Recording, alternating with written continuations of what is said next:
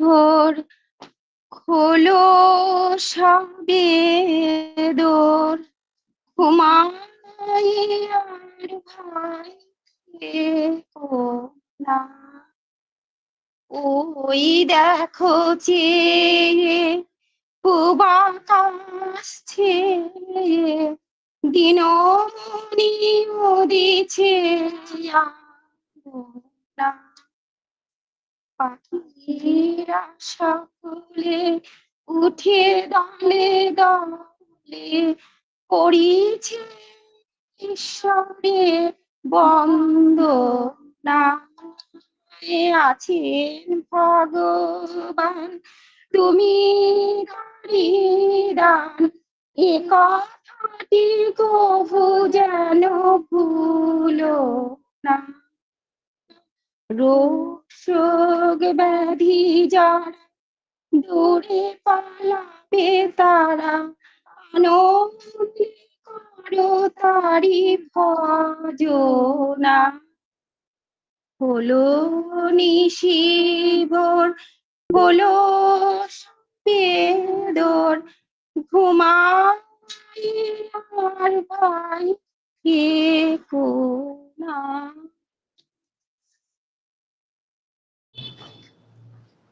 নিশি ভোর হয়েছে, তমসার অবসান হয়েছে, আর আমাদের ঘুমিয়ে থাকলে চলবে না। অন্তরের দ্বার উন্মুক্ত করে পরম আনন্দে আমরা মাতৃ আরাধনায় ব্রতী হয়েছি। অন্তরের অন্তঃস্থলে বারবার ধ্বনিত হচ্ছে, জয়তু জননী, জগত জননী, জননী মনোমোহিনী, শিব ঘরণী, অশিব হরণী, অনুকূল ভবধারিণী। ধরণীর ব্যথা বেদনা নাশিতে, পরম পুরুষে আনিলে মোহিতে, ওমা ভব দুঃখ হারিণী। ধরণীর ব্যথা বেদনা নাশ করে সকল ভব দুঃখ হরণ করতে অনন্তের পথ ধরে মা এলেন আমাদের ঘরে এমনই এক পবিত্র দিনে। তার জ্যোতিতে উদ্ভাসিত হয়ে উঠল এই ধরাধাম। ম্যাটেরিয়াল ওয়ার্ল্ড হয়ে উঠল মাদারিয়াল ওয়ার্ল্ড। অন্ধকারের নিকষ কালো রূপহীন রসহীন জীবনের গ্লানিমা জড়িত পৃথিবীতে প্রভাতের সূর্য জীবন জ্যোতিতে উজ্জ্বল হয়ে উঠল। যামিনী প্রভাত হলো, সকল জ্যোতির উৎস যিনি, জীবের প্রাণ চৈতন্যকে স্বীয় চৈতন্য প্রবাহে যিনি চেতনময় করে তোলেন, জগতের আলো প্রিয় পরম রূপে তিনি যে মাতৃ জঠরে আবির্ভূত হওয়ার জন্য ব্যাকুল আগ্রহে সময়ের অপেক্ষায় দিন গুনছেন, তারই অনুভূতিতে সারা প্রবণ হয়ে যে মাতৃসত্তা দেহ মন প্রাণ সমর্পণ করে সর্বলোকের অধীশ্বরের পূজায় ভক্তি রস সাগরে নিমগ্না হয়ে আছেন, সেই জগতের মা, সবার মা, সর্ব অস্তিত্বের মূল যার সত্তায় গ্রথিত হয়ে আছে, তিনি আজ আমাদের চেতন সত্তায় প্রাণন সম্বেগে হৃদস্পন্দনের প্রতিটি অণু পরমাণুতে জাগ্রতা হয়ে জীবনের সকল তমসা বিদূরিত করে সত্তা পুরুষের আরাধনায় প্রবোধিত করে তুলেছেন। তাই তো মহাতমিশ্রার আবরণ দূর হলো, নিদ্রার অবসান হলো, প্রভাত সূর্যের উজ্জ্বল আভায় জীবনকে আলোকিত দেখতে পেলাম সবাই। আধ্যাত্মিক চেতনার উন্মেষে চিত্ত জেগে উঠল, বলে উঠল, প্রভাত কি কেবল রাত্রির অবসানে? যখনই জেগেছে চিত্ত, হয়েছে সময়, তখনই এসেছে প্রভাত। উষা লগ্নে পক্ষীকুলের কলকাকলিতে ভরপুর হয়ে জীবন সঙ্গীতের মূর্ছনায় গেয়ে উঠল, প্রভাত যামিনী, উদিত দিনমণি, উষা রানী হাসি মুখে চায় রে।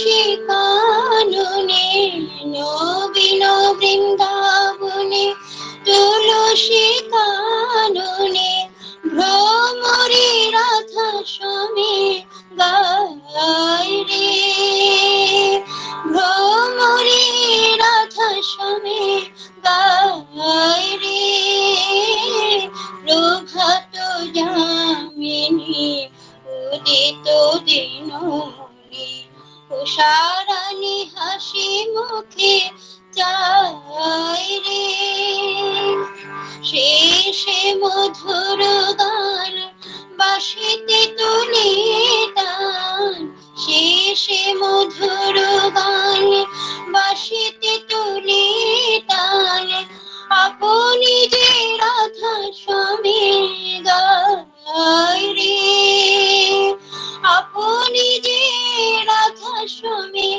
গায় রে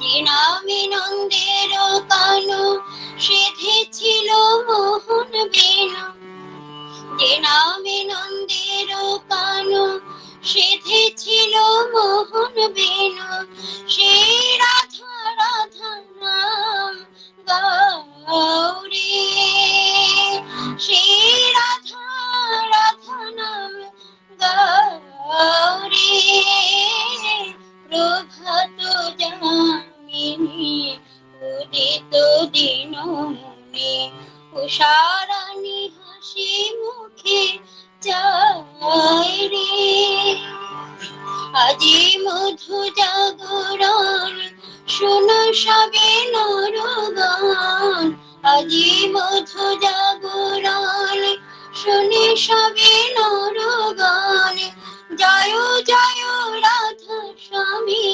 গৌরী জয় জয় রাধা স্বামী গৌরী মথিয়া সকল তন্ত্র রাধা স্বামী মহামন্ত্র মথিয়া সকল তন্ত্র রাধা স্বামী মহামন্ত্র আদি গুরু জগতে বিলাই রে আদি গুরু জগতে বিলাই রে রাধা স্বামী গুণ গানে আনন্দ বাড়িবে প্রাণে রাধা স্বামী গুণ গানে আনন্দ বাড়িবে প্রাণে চরমে পরম গতি হয় রে চরমে পরম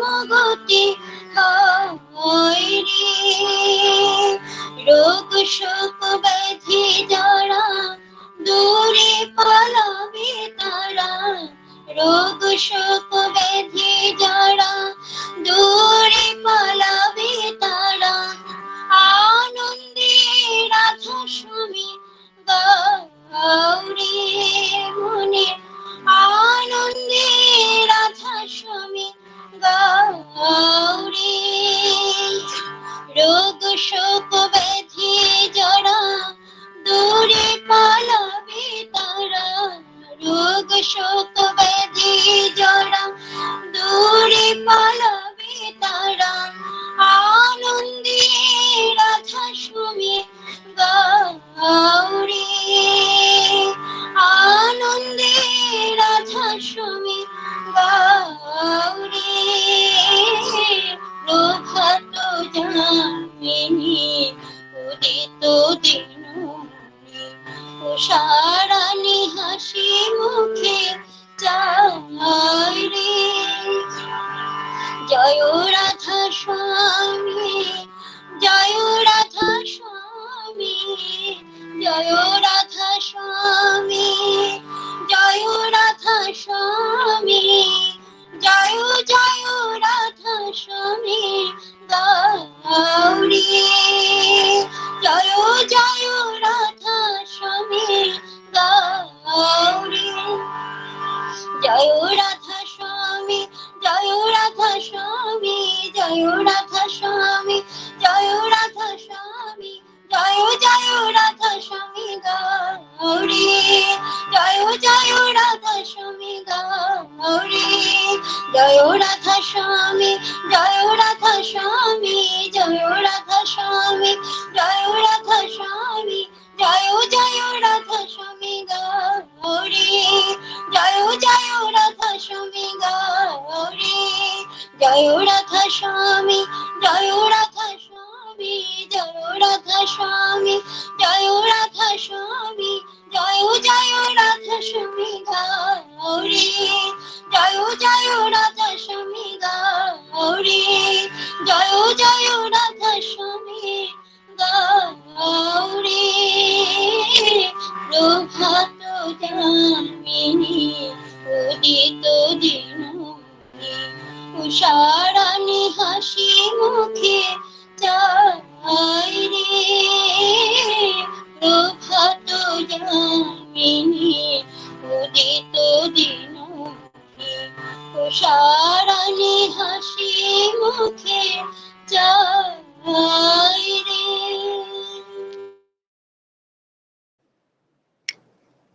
যার প্রাণ আলোয় ভরপুর, যে আলো চিরন্তন সাধনার আলো, শত ঝড় ঝঞ্ঝাতেও যে আলো নেভে না, শত বিপদের মধ্যেও যিনি ভেঙে পড়েন না, শত বিপদকে একাকী শক্তির দ্বারা মোকাবিলা করে সবার প্রাণে আলোর প্রদীপ জ্বালিয়ে দেন যিনি, যার জীবনব্রত জ্ঞান কর্ম ও আধ্যাত্মিকতায় সমানভাবে উজ্জ্বল, যে ঔজ্জ্বল্য অন্যের প্রাণে আত্মার আলো জ্বেলে দিতে পারেন, এমনই এক মহিয়সী জননী মাতা মনমোহিনী দেবী।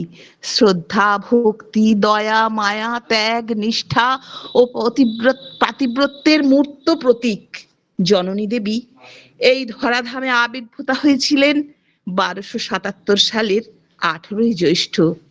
একজন কালজয়ী মহাপুরুষের জননী হওয়ার এই ক্ষেত্র কিন্তু কয়েক প্রজন্ম আগে থেকেই তৈরি করে রেখেছিলেন বিধাতা পুরুষ। ফসল ফলানোর জন্য জমিকে যেমন তৈরি করতে হয় উপযুক্ত চাষ দিয়ে সার দিয়ে, তেমনি মহাপুরুষদের আবির্ভাবের পূর্বে তার ক্ষেত্র তৈরি করতে হয়। একটু পিছন ফিরে যদি তাকাই, বহুকাল আগে হিমায়তপুর গ্রামে কমলাকান্ত বাগচি নামে একজন নিষ্ঠাবান ব্রাহ্মণ বাস করতেন। তার পত্নী কৃপাময়ী দেবী ছিলেন অত্যন্ত সরল প্রাণা এবং ভক্তিমতী নারী। শ্রীহরির শ্রীচরণে আত্মনিবেদন পূর্বক তিনি সংসারের দৈনন্দিন সকল কাজকর্ম তিনি করতেন, কিন্তু হরিনাম জপই ছিল তার জীবনের একমাত্র সম্বল। উঠতে বসতে চলতে ফিরতে সর্ব অবস্থায় সকল কাজে সকল সময় তিনি কেবলই হরিবোল হরিবোল নাম জপ করতেন। এই জন্যে গ্রামবাসী আবাল বৃদ্ধ বনিতা সকলেই তাকে শ্রদ্ধা ভরে হরিবোলা বাগচিমা নামে সম্বোধন করতেন। একদিন সেই কৃপাময়ী দেবী পাতকুয়ায় জল তুলতে গিয়ে দেখলেন জল তুলবার দড়িটা সেখানে নেই। কি করে জল তুলবেন তিনি মহা ভাবনায় পড়লেন। পল্লীর আর একজন রমণীও ওই সময় জল তোলার জন্য সেখানে উপস্থিত হলেন। কৃপাময়ী দেবীকে জল তোলার ব্যাপারে চিন্তাকুল দেখে তিনি তাকে একটু ব্যঙ্গ করে বললেন, কেন ঠাকুরুন, তোমার আবার ভাবনা কিসের? তোমার তো হরি ঠাকুরই আছেন, ওই যে কলার বাসনাটা পড়ে আছে সেটাই কলসির গলায় বেঁধে জল তোলো না। সরল মনে কৃপাময়ী দেবী সেই প্রতিবেশিনীর কথাতেই বিশ্বাস করে পরম নিশ্চিন্ত হয়ে সেই কলার বাসনা কলসির গলায় বেঁধে হরিবোল হরিবোল বলতে বলতে কলসিটি কুয়োর মধ্যে নামালেন এবং তা জলপূর্ণ হলে তিনি হরিবোল হরিবোল বলতে বলতেই টেনে উপরে তুললেন। কি অদ্ভুত বিশ্বাসের কি পরাকাষ্ঠা! তাই দেখে সেই প্রতিবেশিনী রমণীও কিন্তু কি করলেন, তিনিও ওই একখানি শক্ত বাসনা নিয়ে কলসির গলায় বেঁধে তাকেও সেই তার বালতিটাকেও কুয়োর মধ্যে নামালেন। কিন্তু বলা বাহুল্য, কলসিটা জলে পূর্ণ হওয়ার সাথে সাথেই কলার বাসনাটা ভারেতে ছিঁড়ে গেল, কলসিটাও জলের মধ্যে ডুবে গেল। কলসি হারিয়ে রমণী রিক্ত হস্তে বাড়ি ফিরলেন এবং তার জ্ঞান চক্ষু খুলল। তিনি বুঝতে পারলেন পূর্ণ হরিনামের অপার বিশ্বাসের ফলেই কৃপাময়ী দেবীর পক্ষে এই অসম্ভব ব্যাপারটা এত সহজ হয়েছে, সম্ভব হয়েছে। এইরকম বহু তার বিশ্বাসের ঘটনা আমরা জানি।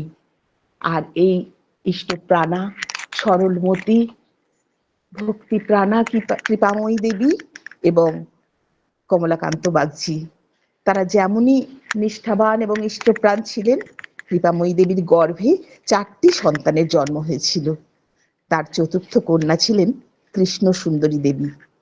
সেই কৃষ্ণ সুন্দরী দেবীকে 12 বৎসর বয়সে তার নিজের গ্রামের কাশ্যপ গোত্রীয় বিখ্যাত চৌধুরী বংশজাত রামেন্দ্র নারায়ণ ভাদুরী চৌধুরীর সঙ্গে বিবাহ দিয়েছিলেন।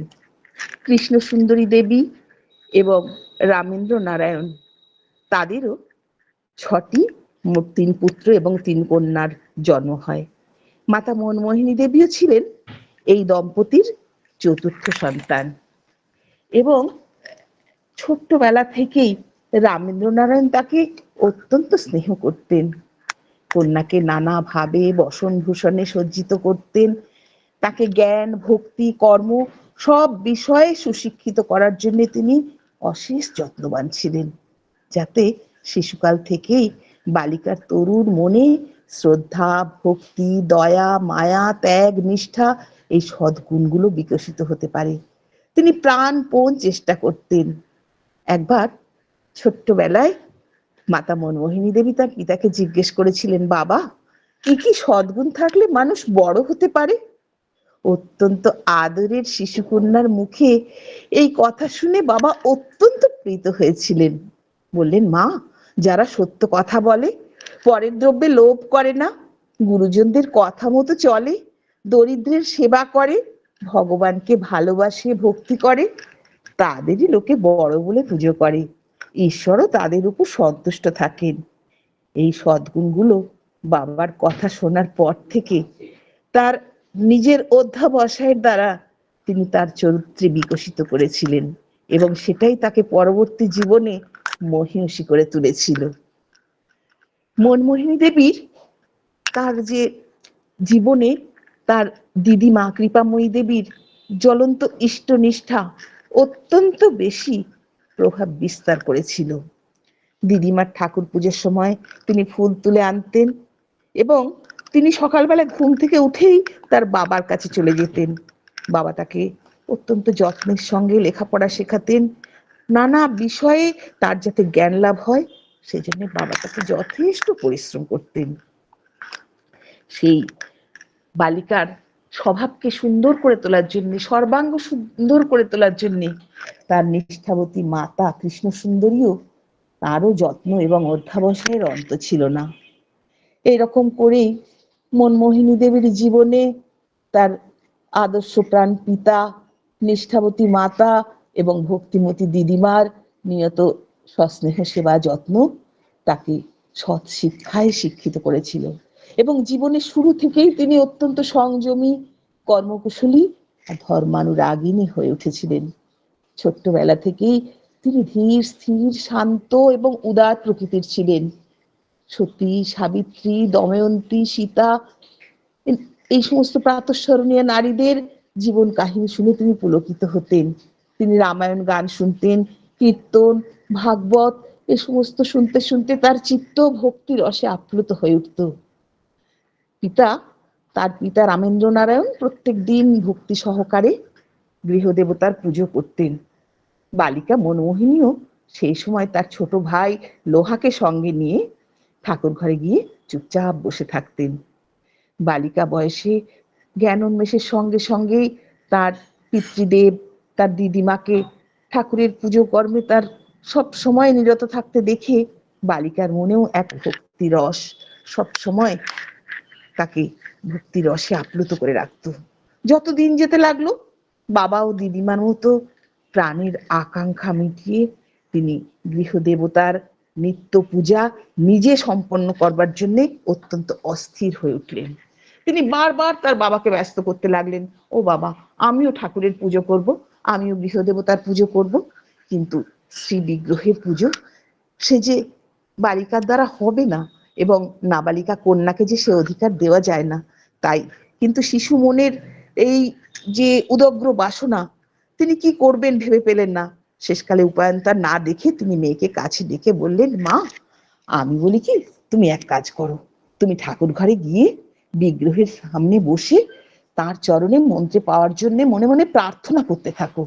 দয়াল ঠাকুর অবশ্যই তোমার মনোবাসনা পূর্ণ করবেন, তিনি তোমাকে মন্ত্র শিখিয়ে দেবেন। পিতার কথায় বালিকা অত্যন্ত আনন্দিত হয়ে এবং নিশ্চিন্ত হয়ে তিনি ঠাকুরের কাছে বসে নিরন্তর প্রার্থনা করতে লাগলেন। প্রতিদিন ঠাকুর পূজা সেরে যখন তার পিতা চলে যেতেন, তখন মনমোহিনী দেবী ছোট ভাইটাকে নিয়ে নিত্য ঠাকুর ঘরে গিয়ে ভক্তি সহকারে বিগ্রহ চরণে প্রার্থনা করতেন, ঠাকুর আমার বাবাকে তো তুমি মন্ত্র বলে দিয়েছো, আমাদের তুমি মন্ত্র শিখিয়ে দাও ঠাকুর। এইভাবে কয়েকদিন হয়ে গেল, কিন্তু তিনি তো কোনো মন্ত্র পাচ্ছেন না। তিনি অত্যন্ত দুঃখিত চিত্তে, বিষণ্ণ চিত্তে তিনি মনে মনে ভাবতে লাগলেন, বাবার কথা তো কখনো মিথ্যে হতে পারে না, তবে ঠাকুর কেন আমাদের মন্ত্র দিচ্ছেন না? অবশেষে তার শিশু মনে একটা ধারণা, একটা সিদ্ধান্ত এলো। তিনি কি ভাবলেন, পিতৃদেব তো প্রতিদিন ভোগ আরতি করে ঠাকুরকে শয়ান দিয়ে যান, ঠাকুর ঘুমিয়ে থাকেন, এখন থেকে তারা ঠাকুরকে শয়ান থেকে তুলে সিংহাসনে দাঁড় করিয়ে প্রার্থনা করবেন। পরের দিন রামেন্দ্র নারায়ণ যথারীতি ঠাকুর পুজো শেষ করে বিগ্রহকে শয়ান দিয়ে চলে গেলেন। ভাই বোন ঠাকুর ঘরে প্রবেশ করে বিগ্রহকে শয়ান থেকে দাঁড় করিয়ে দিলেন সিংহাসনে এবং প্রার্থনা করতে লাগলেন। সেদিন অত্যন্ত আনন্দিত চিত্তে, একদম অন্তরের গভীর সেই আবেগের সঙ্গে, আবদারের সুরে, আদরের সঙ্গে তিনি বলতে লাগলেন, ঠাকুর এতদিন ঘুমিয়ে থাকতে বলে তুমি আমাদের প্রার্থনা শুনতে পাওনি, আজ তো তুমি জেগে আছো, আজ কিন্তু আমাদের মনোবাসনা পূর্ণ করতেই হবে, অবশ্যই মন্ত্র বলে দিতে হবে।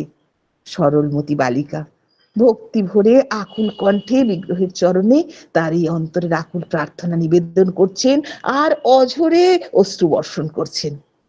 সে সময় এইভাবে মুদ্রিত নয়নে থাকতে থাকতে তিনি ধ্যানমগ্ন হয়ে পড়লেন। কিন্তু এই নাবালিকার কাতর প্রাণের করুণ ক্রন্দন সে যে সেই দয়াময়ের অন্তর স্পর্শ করলো।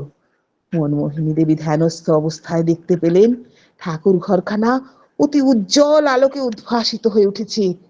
সিংহাসন থেকে বিগ্রহ দেবতার পিতলের মূর্তি কোথায় অদৃশ্য হয়ে গেছে, সেখানে সুবেশ ভূষিত দীর্ঘকান্তি গৌরকান্তি স্মিত বদন, দীর্ঘ শ্বশ্রু গুম্ফ বিশিষ্ট এক দিব্য পুরুষ বিরাজমান, এবং তার সন্নিকটেই ভূমিতে সেই যেন গলিত সোনার অক্ষরে লেখা আছে সেই চতুরাক্ষর নাম, জল জল করে যেন দীপ্তি পাচ্ছে। এই অপূর্ব দৃশ্য দেখে মনমোহিনী দেবীর অন্তরখানা অনির্বচনীয় আনন্দে উচ্ছল হয়ে উঠল। তিনি দেখতে দেখতে খানিকক্ষণ সেদিকে এক দৃষ্টে তাকিয়ে রইলেন। তাকিয়ে থাকতে থাকতে কিছুক্ষণ পরে সেই অত্যুজ্জ্বল আলোক রাশি, সেই কমনীয় কান্তি দেব মূর্তি এবং চারটি অক্ষর কোথায় যেন বিলীন হয়ে গেল। পরের দিন সকালবেলায় তিনি তার পিতাকে সেই তার ধ্যানলব্ধ এই যে অলৌকিক অনুভূতি, এই অভিজ্ঞতার কথা তিনি তার পিতাকে বললেন আনন্দের সঙ্গে, এবং পিতাও তাকে আনন্দিত মনে তাকে বললেন, মা তুমি পরম ভাগ্যবতী, ঠাকুর দয়া করে তোমাকে ইষ্টমন্ত্রের সন্ধান দিয়েছেন, এখন থেকে তুমি একাগ্র চিত্তে এই ধ্যানলব্ধ ইষ্টমূর্তির ধ্যান করো এবং এই ইষ্ট মন্ত্র তুমি জপ করো। বহু প্রার্থিত ঈপ্সিত লাভে বালিকার অন্তরাত্মা যেন অসীম তৃপ্তিতে ভরপুর হয়ে উঠল। তখন থেকে তিনি একান্ত নিষ্ঠা ও ভক্তি সহকারে ধ্যানপ্রাপ্ত ইষ্টমূর্তির উপাসনা এবং সৎ নামের সাধনায় অহর্নিশি বিভোর থাকিয়া পরম আনন্দে কাল কাটাতে লাগলেন। কিন্তু তখনকার দিনে বাল্য বিবাহের প্রথা প্রচলিত ছিল। রামেন্দ্র নারায়ণ তার অতি আদরের কন্যা মনুকে মাত্র 9 বছর বয়সে পাত্রস্থ করলেন। ঈশ্বরদী স্টেশনের কাছাকাছি গোয়াখাড়া গ্রামের অধিবাসী পণ্ডিত ঈশ্বরচন্দ্র চক্রবর্তীর দ্বিতীয় পুত্র 24 বৎসর বয়স্ক শিবচন্দ্র চক্রবর্তীর সঙ্গে। শিবচন্দ্র ছিলেন শিবের মতোই উদারচেতা ও লোকহিতব্রতী মহাপুরুষ। একবার যখন রামেন্দ্র নারায়ণের পার্শ্ববর্তী একজন জ্ঞাতি প্রতিবেশী নবকৃষ্ণ চৌধুরী মহাশয়ের জামাতা ছিলেন ঈশ্বরচন্দ্র চক্রবর্তী, তিনি মেদিনীপুর ইংরাজি উচ্চ বিদ্যালয়ের প্রধান শিক্ষক ছিলেন। তার আত্মীয়তা সূত্রে ঈশ্বরচন্দ্রের, তিনি মনমোহিনী দেবীর স্বামী শিবচন্দ্রের মাস্তুতো ভাইয়ের ছেলে ছিলেন। ঈশ্বরচন্দ্র একবার কিছুদিনের জন্য সস্ত্রীক তার শ্বশুরালয়ে হিমায়তপুরে বেড়াতে এসেছেন, এবং তার স্ত্রী অর্থাৎ ওই ঈশ্বরচন্দ্রের স্ত্রী বিপদনাশিনী দেবী, তিনি ছিলেন মাতা মনমোহিনী দেবীর বাল্য সখী। হঠাৎ একদিন মনমোহিনী দেবী বেশ কৌতূহলের সঙ্গে লক্ষ্য করলেন যে ঈশ্বরচন্দ্র প্রতিদিন স্নানের পর একখানা বই যেন খুব মনোযোগের সঙ্গে তিনি অধ্যয়ন করেন, এবং তারপর পরম ভক্তি ভরে একখানা পট মূর্তির পুজো করেন, এবং ওই পূজা শেষ করে তিনি ওই পুস্তক এবং ছবি সযত্নে একখানা রুমালে জড়িয়ে তিনি সঙ্গোপনে তার বাক্সে তুলে রাখেন। মনমোহিনী দেবীর মনে এই ব্যাপারে রহস্য জানবার জন্য প্রবল আগ্রহ হলো। ঈশ্বরচন্দ্রের সেই তাকে বালিকা বধূ মনমোহিনীর তেমন ঈশ্বরচন্দ্রের সঙ্গে তার অতটা আলাপ ছিল না। একদিন দুপুরবেলা যখন ঈশ্বরচন্দ্র স্নানের জন্য পদ্মায় চলে গেছেন, মনমোহিনী দেবী তার সখীকে সেই বিপদনাশিনী দেবীর সাহায্যে ঈশ্বরচন্দ্রের বাক্স থেকে তার ওই পূজার ফটোটা বার করলেন, এবং সেদিকে দৃষ্টিপাত মাত্রই তার সারা শরীর যেন রোমাঞ্চিত হয়ে উঠল। তিনি হতবাক হয়ে গেলেন। এই যে তার সেই ধ্যান দৃষ্ট সেই পূর্ববর্ণিত মহাপুরুষের প্রতিকৃতি। এই অবস্থায় এক ভাব উন্মাদনায় তিনি সংজ্ঞাহারা হয়ে পড়লেন। পরে যখন ঈশ্বরচন্দ্র গৃহে ফিরে সমস্ত কিছু শুনলেন এবং ততক্ষণে সকলে মিলে শুশ্রূষা করে মাতা মনমোহিনী দেবীকেও সুস্থ করেছেন, তিনি তাকে একান্তে ডেকে তার এরূপ সংজ্ঞাহারা হওয়ার কারণ জিজ্ঞেস করলেন। তখন তিনি তার ধ্যানকালে তার সেই সদ্গুরুর দিব্য মূর্তি দর্শন, তার সৎনাম প্রাপ্তির সমস্ত বৃত্তান্ত তিনি তাকে জানালেন, এবং ঈশ্বরচন্দ্র নিজেও ছিলেন ওই মহাপুরুষের কৃপাধন্য একজন মন্ত্র শিষ্য। তিনি তখন বললেন যে ইনি সন্ত মতের দ্বিতীয় সদ্গুরু শ্রী হুজুর মহারাজ। আগ্রা দয়ালবাগ সৎসঙ্গের ইনি বর্তমান কেন্দ্র পুরুষ, কিন্তু সম্প্রতি তিনি সেই সময় তিনি কলকাতায় অবস্থান করছেন, এবং তিনি আরো বললেন যে গুরুদেবের শ্রীপাদ পদ্ম দর্শন করতে তিনি পরবর্তী শনিবার কলকাতায় যাবেন স্থির করেছেন। যদি মাতা মনমোহিনী দেবী ইচ্ছা প্রকাশ করেন তাহলে তাকেও তার সঙ্গে নিয়ে যাবেন। এই অপ্রত্যাশিত আনন্দে মনমোহিনী দেবীর আর আনন্দের সীমা রইল না। নির্দিষ্ট দিনে তিনি যাত্রা করলেন এবং যথাকালে গুরুদেব হুজুর মহারাজের শ্রীচরণে গিয়ে উপনীত হলেন। তার সেই সময়ের যে মানসিক অবস্থা, এত দিনের নিত্য ধ্যানের দেবতাকে তিনি চোখের সামনে সশরীরে বিরাজমান দেখলেন। দেখে তিনি ভাব বিহ্বল হয়ে একান্ত অধীর হয়ে তিনি তার শ্রীচরণে লুটিয়ে পড়লেন। গুরুদেব মনমোহিনী দেবীকে তার মাথায় হাত বুলিয়ে অনেক আশীর্বাদ করলেন, তাকে সেই সৎ নামে দীক্ষিত করলেন। এতদিন মাতা মনমোহিনী দেবী স্বপ্নে নাম পেয়েছিলেন, এবার গুরুদেব সাক্ষাৎ তাকে সৎ নামে দীক্ষিত করলেন এবং তার সাধন পদ্ধতি সবিস্তারে বুঝিয়ে দিলেন। এইভাবেই মাতা মনমোহিনী দেবী তার গুরুদেবের কৃপায় তার অটুট ইষ্টনিষ্ঠা ঈশ্বর ভক্তিতে বলিয়ান হয়ে তার গার্হস্থ্য জীবনেও তিনি সুন্দরভাবে সুদক্ষভাবে তিনি তার সংসার তরণীকে চালিয়ে নিয়ে যেতে লাগলেন। শিবচন্দ্র সারাদিন নানা কাজে, মামলা মোকদ্দমার কাজে তিনি ব্যস্ত থাকতেন। গৃহস্থালির ব্যাপারে মনোযোগ দেবার তার সময় ছিল না, কিন্তু সমস্ত সংসারের যাবতীয় দায় দায়িত্ব মাতা মনমোহিনী দেবীর উপরেই কিন্তু ন্যস্ত হয়েছিল। কারণ তার বয়স কম হলেও বুদ্ধি, বিবেচনা, কর্মকুশলতায় তিনি ছিলেন অনেক দক্ষ। তাই সমস্ত দিক তিনি অসীম ধৈর্যের সঙ্গে, তার বুদ্ধিমত্তার সঙ্গে তিনি দেখাশোনা করতেন। সংসারের নিত্য নৈমিত্তিক গুরুদায়িত্ব পালন যেমন করতেন, তেমনি প্রত্যহ ইষ্ট পূজা, নাম ধ্যান, সদ্গ্রন্থ পাঠ, এই কর্তব্যগুলো পরম নিষ্ঠার সঙ্গে তিনি সম্পাদন করতেন। একজন প্রকৃত ঈশ্বর প্রেমিক, লোকপালক, মহামানবের জননী হয়ে তার নারী জন্ম সার্থক করার এক অত্যগ্র আগ্রহে মনমোহিনী দেবী অধীর হয়ে উঠলেন। তার এই অন্তরের যে বাসনা তিনি তার গুরুদেবের শ্রীপাদ পদ্মে নিবেদন করলেন, এবং তার প্রিয় শিষ্যার এই এত সুন্দর একটা সৎ অভিলাষে গুরুদেব অত্যন্ত খুশি হলেন এবং তাকে আশীর্বাদ করলেন, ঈশ্বর কৃপায় তোমার প্রথম সন্তান একজন কালজয়ী মহাপুরুষ হবে। সে তোমাকে পূর্ণানন্দ দান করবে এবং তুমি তারই প্রীতিকর কর্মে রত থেকো। এইভাবে দিন যেতে লাগলো। যখন 18 বৎসরে পদার্পণ করলেন, মনমোহিনী দেবী সেই সময় অন্তঃসত্ত্বা হলেন। শ্রী গুরুর, তার গুরুদেবের পূজা অর্চনা তার বেশিরভাগ সময়ই তিনি করতেন এবং সব সময় নাম জপ পূজা অর্চনা নিয়েই তিনি বিভোর হয়ে থাকতেন। এই সময় একদিন মধ্যাহ্নের সময় একজন জটাজুটধারী সন্ন্যাসী, প্রবীণ সন্ন্যাসী এসে গৃহের অতিথি হলেন এবং তিনি মনমোহিনী দেবীর হস্তেই সেবা গ্রহণের ইচ্ছে প্রকাশ করলেন। মনমোহিনী দেবী তাকে তার অন্তর উৎসারিত ভক্তির সাহায্যে তিনি সেবা যত্নে তিনি তাকে সন্তুষ্ট করলেন এবং সন্ন্যাসীও পরম পরিতোষ সহকারে বিদায় হলেন।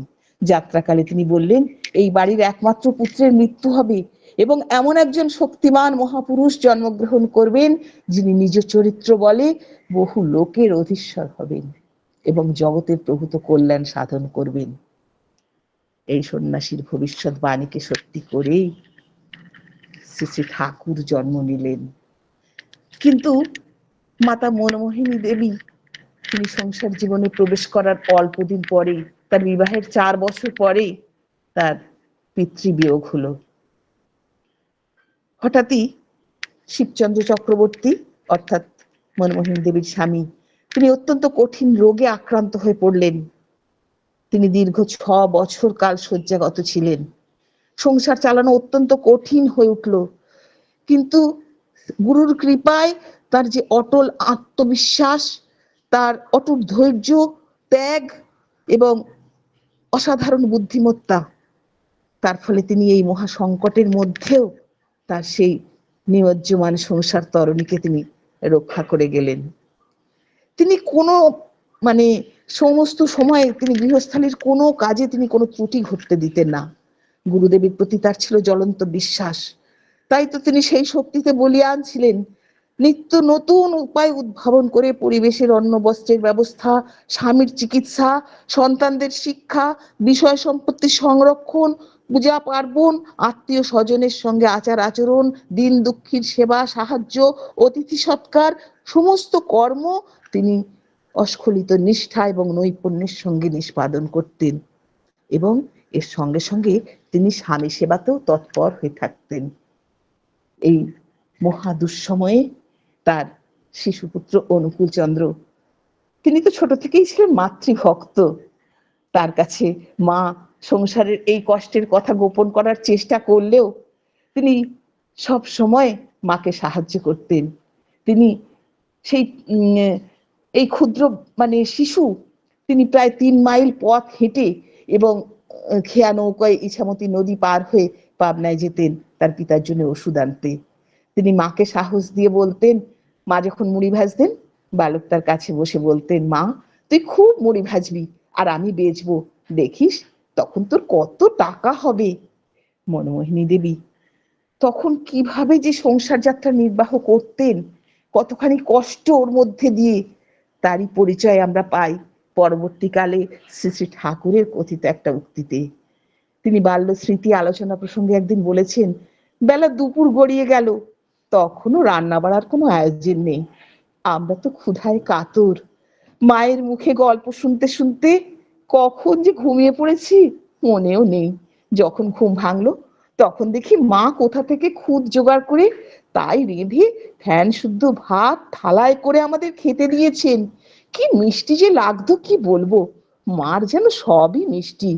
মা যখন নাম করতে বসতেন আমার বড় ভালো লাগতো, আবার যখন সারাদিন পরিশ্রম করে প্রার্থনায় বসতেন তখন মায়ের পায়ের উপর বারবার প্রণাম করতে ইচ্ছে হতো।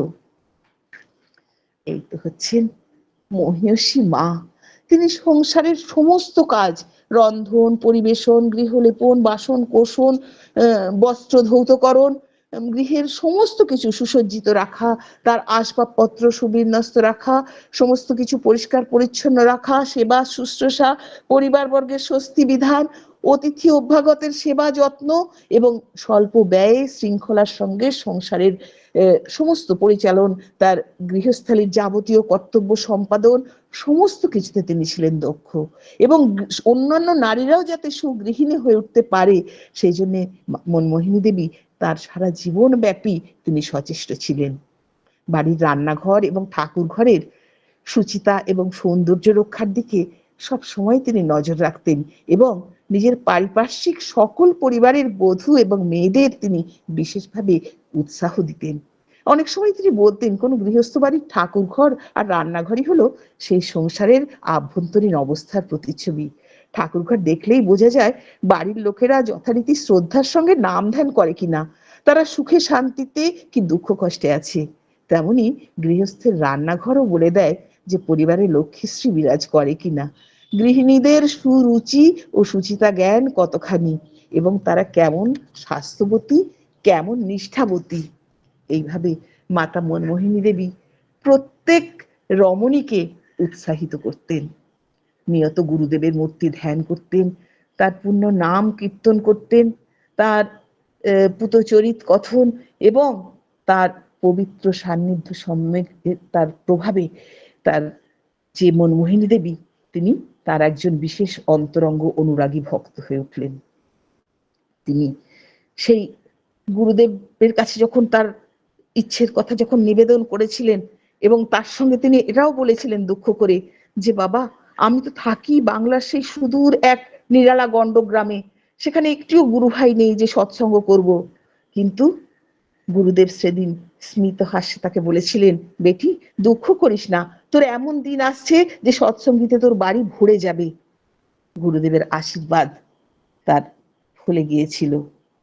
তিনি তার জীবিত অবস্থাতেই বহুকাল অনুকূলচন্দ্রের স্থাপিত সৎসঙ্গ প্রতিষ্ঠানের ক্রমবর্ধমান জয় যশ ও প্রতিষ্ঠায় অপার আনন্দ লাভ করেছিলেন। নানা দেশবাসী, অগণিত শিষ্য সেবক নিয়ে মনমোহিনী দেবী দীর্ঘকাল ইষ্টকর্ম সম্পাদনের মধ্যে দিয়ে মনের আনন্দে দিন কাটিয়েছিলেন। যেমন ঠাকুরের কাছে তার সমস্ত জগৎটাই ছিল মাতৃময় জগৎ, তাই বস্তু জগৎ বা মেটেরিয়াল ওয়ার্ল্ড বলে আলাদা কিছু তার কাছে ছিল না। বিভিন্ন জায়গা থেকে বিভিন্ন ভাষাভাষী মানুষ, বিভিন্ন পেশার মানুষ, বৈজ্ঞানিক, সাহিত্যিক, রাজনীতিক, অধ্যাপক, চিকিৎসক, কত মানুষ ঠাকুরের সঙ্গ পাওয়ার আশায় এসেছেন। তার কুটির আনন্দে মুখরিত হয়ে উঠেছে। এইসব মানুষদের নিয়ে তিনি কত নতুন নতুন পরিকল্পনা করেছেন। মানুষ, সমাজ, দেশ, রাষ্ট্রকে বাঁচাবার জন্য তিনি নব কলেবরে বিজ্ঞান কেন্দ্র, শিক্ষা কেন্দ্র, তড়িৎ ভবন, কলা ভবন, চিকিৎসালয়, মুদ্রণালয়, সাধন মন্দির, বিদ্যা মন্দির, হাট বাজার কত কিছু প্রতিষ্ঠা করেছেন। কিন্তু এই বিপুল কর্মকাণ্ডের মূল উৎস ছিল তার অভূতপূর্ব মাতৃনিষ্ঠা। এই সমস্ত তিনি গড়ে তুলেছিলেন জননী দেবীকে কেন্দ্র করে। তিনি বহুবার বলেছেন, আমার মাই যেন সরকার সাহেব, হুজুর মহারাজ ও অন্যান্য মহাপুরুষদের প্রতীক।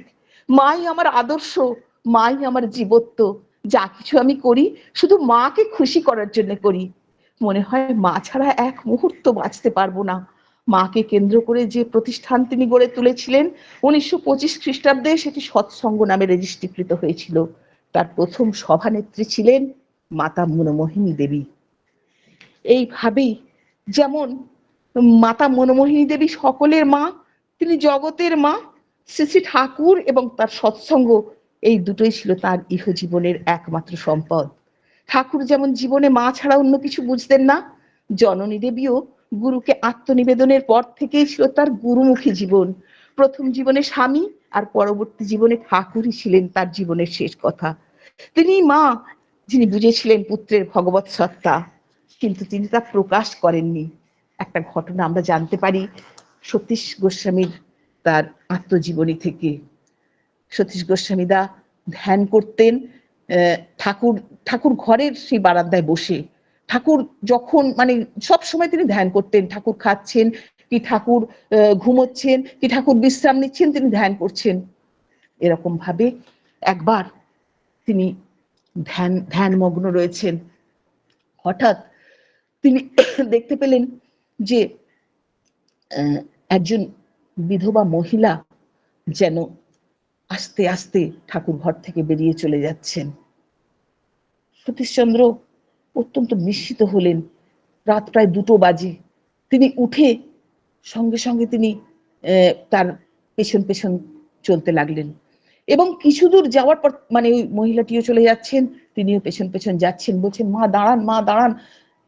হঠাৎ মহিলা পিছন ঘুরতে ঘুরতেই তার মানে সর্বশরীর যেন হিম হয়ে গেল।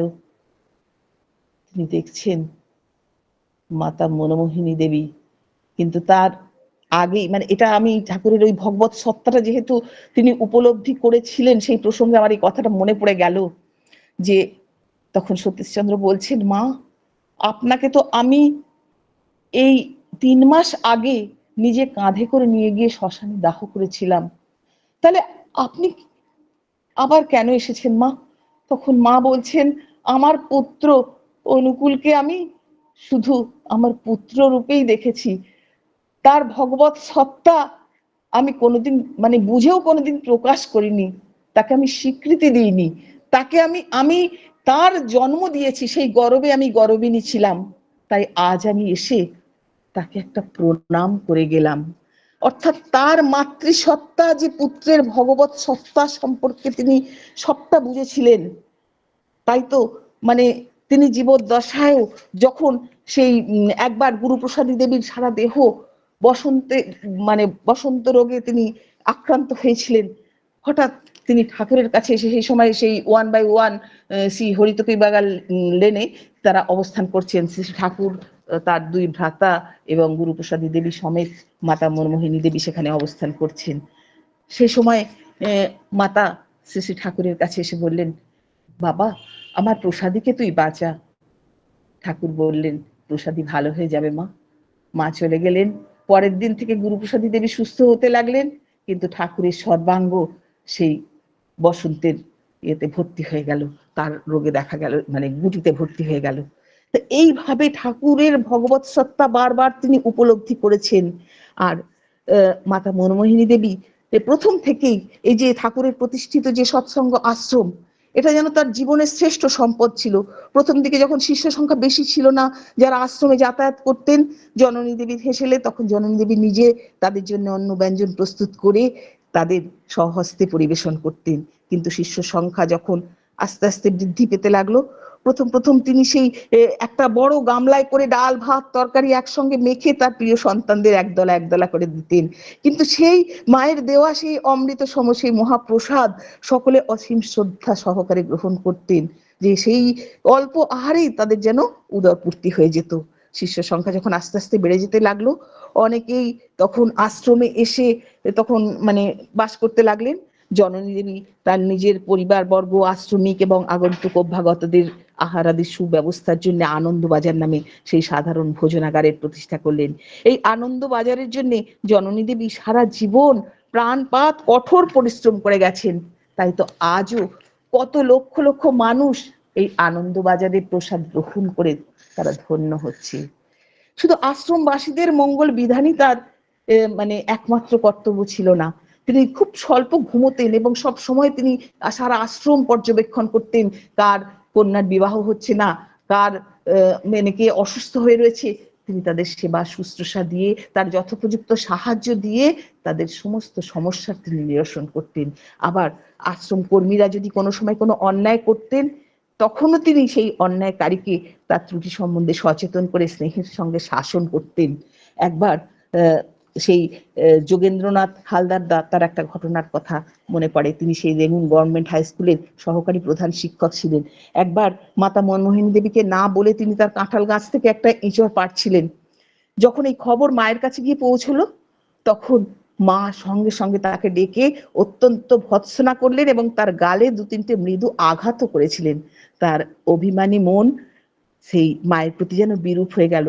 কিন্তু একটু পরেই বাড়ি গিয়ে দেখলেন, আশ্চর্য হয়ে তিনি দেখলেন মা 2টো বড় বড় এঁচড় তার বাসায় পাঠিয়ে দিয়েছেন। বিকেল বেলা যখন বিনতি প্রার্থনার সময় তিনি মায়ের কাছে এসেছেন, তিনি মা তখন তাকে কাছে ডেকে বললেন, দেখ লেখাপড়া শিখেছিস, না বলে কারো জিনিস নিলে যে অন্যায় হয় এটা তো নিশ্চয়ই বুঝিস।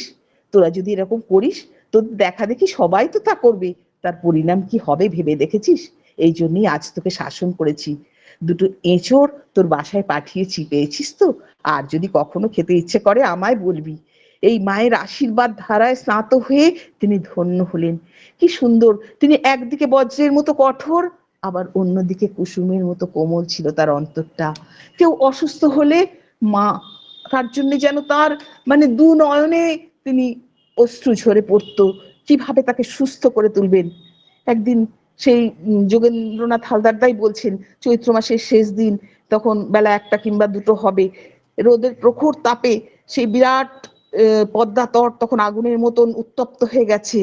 তখন তিনি তখন সেই পদ্মার ধারে ঠাকুরের পিতৃদেবের কটেজের বারান্দায় একটা মাদুর পেতে বিশ্রামের উপক্রম করছেন।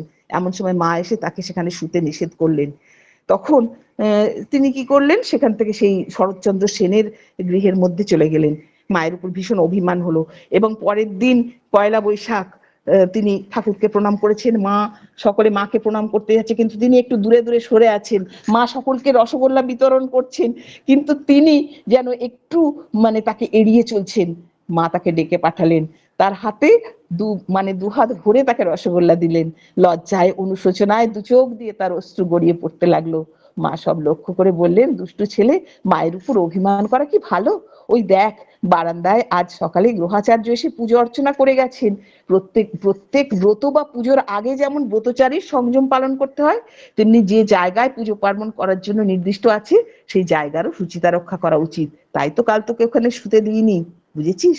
মায়ের এই যে কোমল রূপের পরিচয় তিনি পেলেন, তা সত্যি সকলকে মুগ্ধ করত।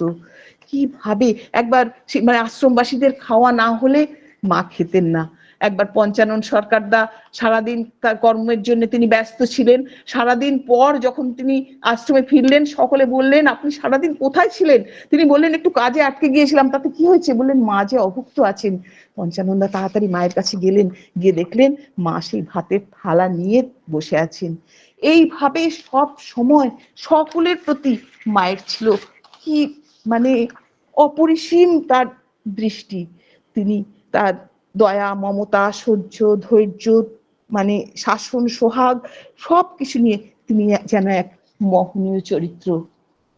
তাই এই মোহনীয় আদর্শে মনমোহিনী দেবীর দিব্য জীবন চিরদিনই সমুজ্জ্বল।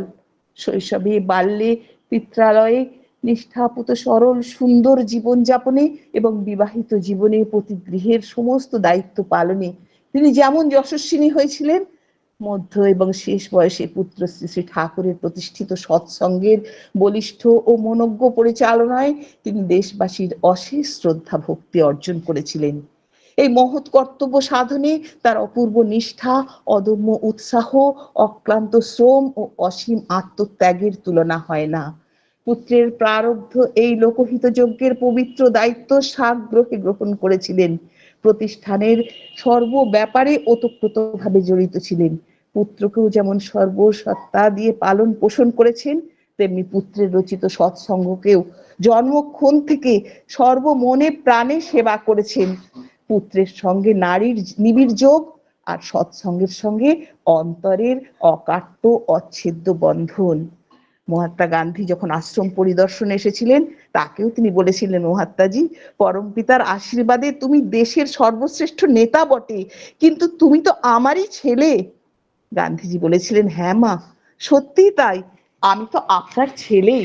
তাই তো মাতা মনমোহিনী দেবীর ব্যক্তিত্বে মুগ্ধ হয়ে মহাত্মা গান্ধী বলেছিলেন, I have never seen such a masterly woman of such wonderful personality in my life. I have never seen a masterly woman of such wonderful personality in my life. এমন মহিয়সী ব্যক্তিত্বময়ী মা সকল সন্তানেরই হৃদ মন্দিরে সদাই পূজিতা। ঠাকুর ছিলেন মা অন্তঃপ্রাণ। মা শুধু ঠাকুরের মা নন, তিনি ছিলেন সমগ্র বিশ্ববাসীর মা, আর তা সক্রিয় বাস্তবতায়। সব মাই হয়তো পরিপূর্ণ মা নিজের পেটের টিট কাছে, অন্যদের কাছে নয়। মাতা মনমোহিনী তিনি যে দুনিয়ার যে কোনো সন্তানের মা জন্মগতভাবে, তা না হলে এত সহজে সবার কাছে অনুরূপ রূপা মা হয়ে দাঁড়াবেন কিভাবে? জাত, ধর্ম, বয়স, বর্ণ নির্বিশেষে এই সহজ ঐশ্বর্য কোথা থেকে এলো? এ যেন বিশ্ব মাতৃ স্বরূপিণী। দুনিয়ার যে কোনো মাই এই মায়ের ছিটে ফোঁটা নিয়ে মা। তাই ঠাকুর বলেছেন, মা হলো জগতের মা, জগতের সমগ্রটি সত্তা সমেত পরিমাপন পটিয়সী তিনি। সকলের আধ্যাত্মিক চেতনার জন্মদাত্রী, সবার মনকে এক উচ্চতর পর্যায়ে উন্নীত করবার পরম আশ্রয় যে মা, এমন মাকে মাপে কার সাধ্য? তিনি চির অমাপিত, তার পরিমাপিত সুব্যক্ত রূপ শ্রী শ্রী ঠাকুর। সেই পুরুষোত্তম প্রসবিনীর শ্রীচরণে অন্তর উৎসারিত প্রণাম। আজ সেই লোকপালয়িত্রী মহিয়সী বিশ্ব মাতা পুরুষোত্তম জননী মাতা মনমোহিনী দেবীর পুণ্য জন্ম দিবসে আকাশে বাতাসে অনুরণিত হচ্ছে সপ্ত সিন্ধুর কল্লোল রোল। অত্যুজ্জ্বল আলোকে আলোকিত চতুর্দিক, মঙ্গল শঙ্খ ধ্বনি শোনা যায়। আমাদের অন্তরাত্মা যেন মধুর কণ্ঠে গেয়ে ওঠে, আজি শঙ্খে শঙ্খে মঙ্গল গাও, জননী এসেছে দ্বারে। সপ্ত সিন্ধু কল্লোল রোল, বেজেছে সপ্ত তারে, ওগো জননী এসেছে দ্বারে। আজি শঙ্খে শঙ্খে মঙ্গল গাও, জননী এসেছে দ্বারে। আজি শঙ্খে শঙ্খে মঙ্গল গাও, জননী এসেছে দ্বারে। সপ্ত সিন্ধু কল্লোল রোল, সপ্ত সিন্ধু কল্লোল রোল, বেজেছে সপ্ত তারে। শঙ্খে শঙ্খে মঙ্গল গাও, জননী এসেছে দ্বারে। সপ্ত সিন্ধু কল্লোল রোল, বেজেছে সপ্ত তারে। আজি জননী এসেছে দ্বারে। আজি শঙ্খে শঙ্খে মঙ্গল গাও, জননী এসেছে দ্বারে।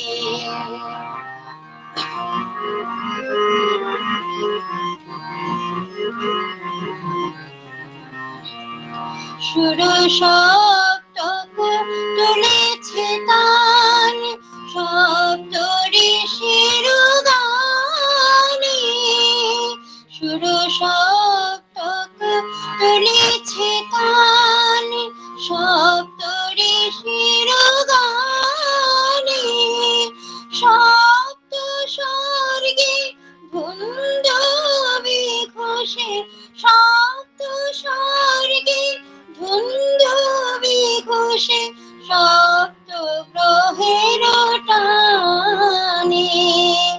অন্তরে আজ সপ্ত সুরে নবজাগরণ সুরে, জননী এসেছে দ্বারে।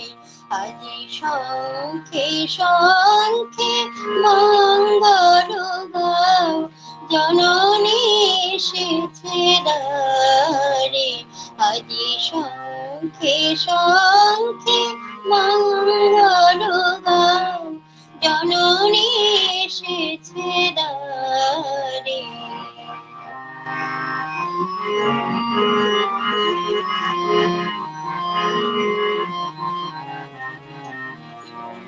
সাত রাঙা রবি রামধনু হাতে, মরণের বাণ হানে। সপ্ত কোটি সুসন্তান বিজয় মাল্য আনে। সাত রাঙা রবি রামধনু হাতে, মরণের বাণ হানে। সপ্ত কোটি সুসন্তান বিজয় মাল্য আনে। সপ্ত তীর্থ এক সাথ হয়ে হৃদি মন্দির দ্বারে। সপ্ত তীর্থ এক সাথ হয়ে হৃদি মন্দির দ্বারে। জননী এসেছে দ্বারে, তুলে নাও বুকে তারে। এসেছে দ্বারে, তুলে নাও বুকে তারে, আজি শঙ্খে শঙ্খে মঙ্গল গাও, জননী এসেছে দ্বারে।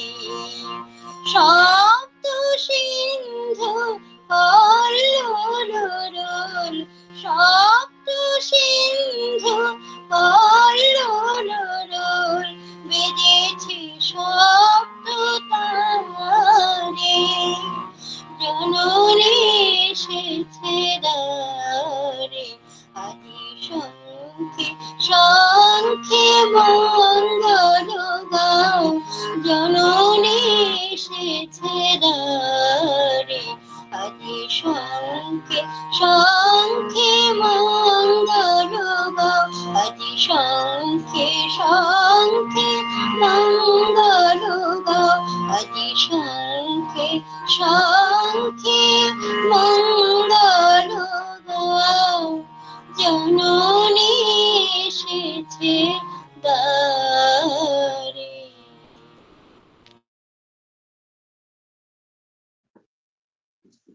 জয়গুরু। এক অভূতপূর্ব নিবেদন নিবেদিত হলো, এক সুন্দর পূজা নিবেদিত হলো পূজার মন্ত্রে, চারিদিক পবিত্রতার গন্ধে ভরে গেল। খুব সুন্দরভাবে ইষ্টালোচনা শুনলাম, মাতৃময় জগতের প্রত্যেকটি পরত দাসমা, যার আলোচনার তুলনা করা আমাদের পক্ষে অসম্ভব, আমরা তা করতেও যাব না। আমরা যতটুকু মুগ্ধতা পেলাম সেই মুগ্ধতাটুকু ভাবি বাস্তব জগতে যখন এসে দাঁড়াই, মানে মা মা শব্দটা এতবার শুনতে শুনতে যেটা মনে হচ্ছিল, এখন মা হওয়াটা বড্ড সমস্যার। মা হওয়ার জন্য মনে হয় প্রত্যেকের ট্রেনিং দেওয়ার দরকার। আগে যেমন আমরা স্বাভাবিকভাবেই মানে কোলে একটা শিশু আসলো এবং আমরা মনে করি যে সহজাত ভাবেই একটা মেয়ে মা হয়ে ওঠে, কিন্তু কিছু কিছু ক্ষেত্রে বাস্তব কিছু ঘটনায় মনে হয় যে এত সহজে মা হয় না। মা হওয়ার জন্য মনে হয় যারা সহজাতভাবে হতে পারছে না, যাদের মধ্যে মাতৃত্ব বিকশিত হচ্ছে না, তাদের একটু বসিয়ে ট্রেনিং দেওয়ার দরকার। সেই হালকা পাতলা একটা ট্রেনিং হয়ে গেল। আমরা এত মায়ের কথা বলি, মা শব্দটা নিয়ে, মা শব্দটা শুনলেই মনটা খুব বিস্তৃতির কথা ভাবে, একটা ব্যাপ্ত কিছু মনে হয়, খুব বিশাল কিছু, খুব বিরাট কিছু। আদপেই তাই। সেই মাতৃত্বকে আমরা যারা নিজেদের চলনে সংকীর্ণ করে ফেলছি, মা শব্দটাকে খুব ডাউন করছি, তাদের জন্য মা হয়ে ওঠা ট্রেনিংটা নেওয়াটা একটা বড় দায়। কারণ আমরা মা শব্দটাকে রিপ্রেজেন্ট করি খুব সুন্দরভাবে। শ্রদ্ধেয়া মা আরেক মায়ের কথা পরিবেশন করলেন এবং মা শব্দের, মা চরিত্রের বিভিন্ন শেডস গুলো খুব সুন্দরভাবে উঠে এলো। আর ঠিক তার সাথে এমন সুন্দরভাবে রং মিশালেন শ্রদ্ধেয়া কৃষ্ণা চক্রবর্তী মা। ভীষণ সুন্দরভাবে কুমারী কৃষ্ণা চক্রবর্তী আমাদের এই অনুষ্ঠানের যে আঙ্গিকটা প্রথম দিনেই এত মিষ্টি করে ধরে নিয়ে সহযোগিতা করলেন। আমাদের এই অনুষ্ঠানে সত্যি একটা রং লাগলো। এমন রঙিন করে তোলার জন্য আন্তরিক কৃতজ্ঞতা জানাই আমার কৃষ্ণা মা, আমার কেয়া মা, দুজনকেই। কারণ দুজনের এই রঙিন মিশেল আমাদের মনের মধ্যে একটা রঙের হাওয়া বইয়ে দিল। ভালো থাকুন দুজনেই। আমার আন্তরিক শ্রদ্ধা জানাই, কৃতজ্ঞতা জানাই। আর প্রত্যেকের উদ্দেশ্যে জানাই মাতৃপূজার এখানেই শেষ নয়, আরেকজন পূজারী অপেক্ষা করছেন তার মাতৃপূজার ডালি নিয়ে। আমরা মাতৃবন্দনার আরেক ভাগে প্রবেশ করব। আমি আন্তরিক অনুরোধ জানাবো শ্রদ্ধেয়া শ্রীমতী লিপিকা চক্রবর্তী মাকে তার মাতৃবন্দনায়। জয়গুরু জেঠিমা। জয়গুরু। জয়গুরু জয়গুরু জয়গুরু। অপূর্ব মাতৃবন্দনা, মুগ্ধ হলাম। এখন জানি না কতটুকু কি বলতে পারবো, যাই হোক। বাংলার 1277 সনের 18ই জ্যৈষ্ঠ মাতা মনমোহিনী দেবী মা কৃষ্ণসুন্দরী দেবীর কোল আলো করে এই ধরাধামে অবতীর্ণ হলেন। পিতামাতার বড়ই আদরের সন্তান ছিলেন। পিতা রামেন্দ্র নারায়ণ কন্যাকে খুব ভালোবাসতেন, স্নেহ করতেন। তাকে সবসময় বসন ভূষণে সাজিয়ে রাখতে চেষ্টা করতেন। তার জ্ঞান, ভক্তি, কর্ম সব বিষয়ে তাকে সুশিক্ষিত করার জন্য তিনি বিশেষভাবে যত্ন নিতেন। শিশুকাল থেকে এই যে বালিকার মধ্যে যে শ্রদ্ধা, ভক্তি, দয়া, মায়া, ত্যাগ, নিষ্ঠা প্রভৃতি সদ্গুণ যাতে সহজেই বিকশিত হয়ে ওঠে, সেই জন্য তিনি প্রাণপণ চেষ্টা করতেন। শুদ্ধচিত্ত এই বালিকার স্বভাবসুলভ অধ্যাবসায়ের ফলে তার চরিত্রে কিন্তু ওই গুণগুলো সমস্ত কিছু ফুটে উঠেছিল এবং উত্তর জীবনে তাকে মহিয়সী করে তুলেছিল। আর এতে তার দিদিমার প্রভাবও কিন্তু ছিল। তিনি তাকে মনু বলে ডাকতেন। দিদিমার কাছেই তার থাকা, খাওয়া, শোয়া সবকিছু, দিদিমার সঙ্গে কীর্তন করা, শোনা, ফুল তোলা, সমস্ত যাবতীয় আধ্যাত্মিক সমস্ত গঠনগুলো তার ভিতরে মানে ফুটে উঠেছিল। এইভাবে তিনি যখন আস্তে আস্তে তিনি বড় হলেন, যথাসময়ে তার বিবাহ হলো। তার যে গুরুর ইয়েতে যাচ্ছি না, এগুলো তো আগেই আমাদের কেয়ামা বলেছেন। যাই হোক, এই যে মা কেন্দ্রিক জীবন, মাতৃকেন্দ্রিক জীবন ঠাকুরের, তিনি মাকে ছাড়া তো সবকিছু অন্ধকার দেখতেন। মাকে খুশি করাই ছিল তার জীবনের মূল মন্ত্র। এই ধরাধামে মানুষ মায়ের মাধ্যমে জন্ম নেয় এবং সর্বপ্রথম মায়ের কোলেই আশ্রিত হয়। মাই শিশুকে পিতা এবং অন্যান্যদের চিনিয়ে দেন। তাই জীবনের উষালগ্ন থেকে শিশুর মাতৃপূজার অনুশাসন শুরু হয়। মাতৃদেবো ভব। তাই তো শুনি মাতৃভক্তি একান্ত দরকার, ওইটাই হলো মূল। মাতৃভক্তি, মাতৃপূজা, মাতৃবন্দনা যেভাবেই বলা হোক, মাতৃকেন্দ্রিক জীবনচর্চা সর্বত্রই, বিশেষ করে ভারত ভূমিতে অতি বিশিষ্ট স্থান লাভ করে আছে। শ্রবণ কুমারের পিতৃমাতৃভক্তি, শ্রী রামচন্দ্রের পিতৃসত্য পালন, চাণক্যের মাতৃভক্তি, ভগবান শ্রী শ্রী রামকৃষ্ণদেবের মাতৃ সাধনা, সাধক রামপ্রসাদ, কমলাকান্তের ভক্তি নিংড়ানো মাতৃপূজা, এই সবই সর্বজন বিদিত। ভক্তকবি নাট্যকার দ্বিজেন্দ্রলাল রায়ের চন্দ্রগুপ্ত নাটকে চাণক্যের মুখে মাতৃস্তুতির মধ্যে আমরা মায়ের এক পরিপূর্ণ ও অনবদ্য ভাবমূর্তি দর্শন করে থাকি। চাণক্যের কথায়, মা যার সঙ্গে একদিন এক অঙ্গ ছিলে, এক প্রাণ, এক মন, এক নিঃশ্বাস, এক আত্মা। যেমন সৃষ্টি একদিন বিষ্ণুর যোগনিদ্রায় অভিভূত ছিল, তারপর পৃথক হয়ে এলে অগ্নির স্ফুলিঙ্গের মতো, সঙ্গীতের মূর্ছনার মতো, চিরন্তন প্রহেলিকার প্রশ্নের মতো। মা যে তার দেহের রক্ত নিংড়ে নিভৃত বক্ষের কটাহে চড়িয়ে স্নেহের উত্তাপে জাল দিয়ে সুধা তৈরি করে তোমায় পান করিয়েছিল, যে তোমার অধরে হাস্য দিয়েছিল, রসনায় ভাষা দিয়েছিল, ললাটে আশিস চুম্বন দিয়ে সংসারে পাঠিয়েছিল। মা রোগে, শোকে, দৈন্যে, দুর্দিনে তোমার দুঃখ যে নিজের বক্ষ পেতে নিতে পারে, তোমার ম্লান মুখখানি উজ্জ্বল দেখবার জন্য যে প্রাণ দিতে পারে, যার স্বচ্ছ স্নেহ মন্দাকিনী এই শুষ্ক তপ্ত মরুভূমিতে শত ধারায় উচ্ছ্বসিত হয়ে যাচ্ছে।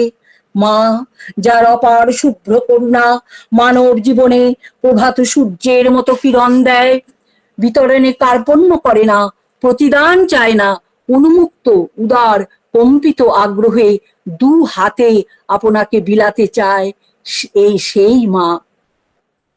মাতৃ গৌরবের কথা কিন্তু অনন্ত। এই মাই তো পরমপ্রেময় শ্রী শ্রী ঠাকুর অনুকূলচন্দ্রের জীবন সর্বস্ব। মাতৃকেন্দ্রিক, মাতৃগত প্রাণ শ্রী শ্রী ঠাকুরের সমগ্র জীবনে ব্যক্ত হয়ে আছেন এই মাতৃসত্তা।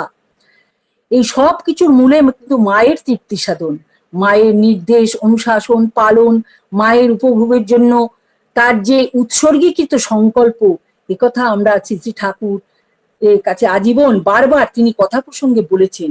মাতা মনমোহিনী দেবী তার সমস্ত কর্মপ্রেরণার মূল। মা তার কাছে যে কি ছিলেন তার শ্রীমুখেই শোনা যাক। সরকার সাহেবই আমার গুরু। মায়ের গুরু হুজুর মহারাজকেও ছোটবেলা অবধি খুবই ভক্তি শ্রদ্ধা করি।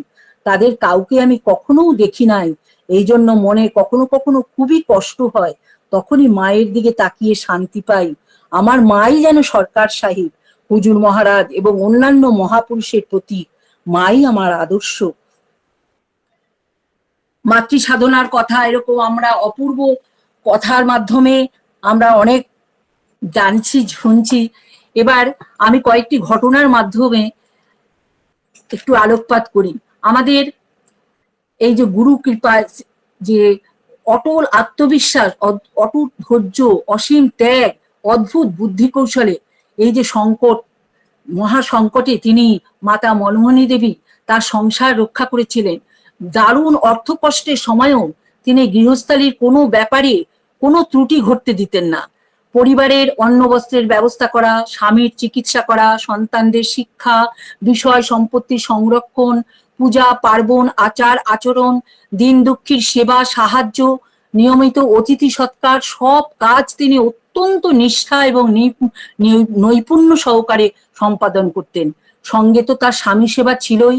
এই যে কঠোর দারিদ্র্যের কথা শ্রী শ্রী ঠাকুরের কথায় আমরা জানতে পারি। তিনি এক জায়গায় বলেছেন যে সেই সময় দুপুর গড়িয়ে গেছে, তখনও কোনো রান্নার আয়োজন নেই, ক্ষুধায় কাতর হয়ে আছেন। তখন মা তাদের গল্প বলিয়ে ভুলিয়ে তাদের ঘুম পাড়িয়ে দিলেন, তারা ঘুমিয়ে গেলেন। এর মধ্যে মা ঠিক কোথা থেকে খুদ জোগাড় করে এনে তাদের গরম গরম সেটা রান্না করে তাদের যখন ঘুম থেকে উঠিয়ে খাওয়ালেন, সে কি তৃপ্তি! সেই খুদ সিদ্ধ ভাত, ফেনা ভাত খেয়ে পরম তৃপ্তি লাভ করলেন।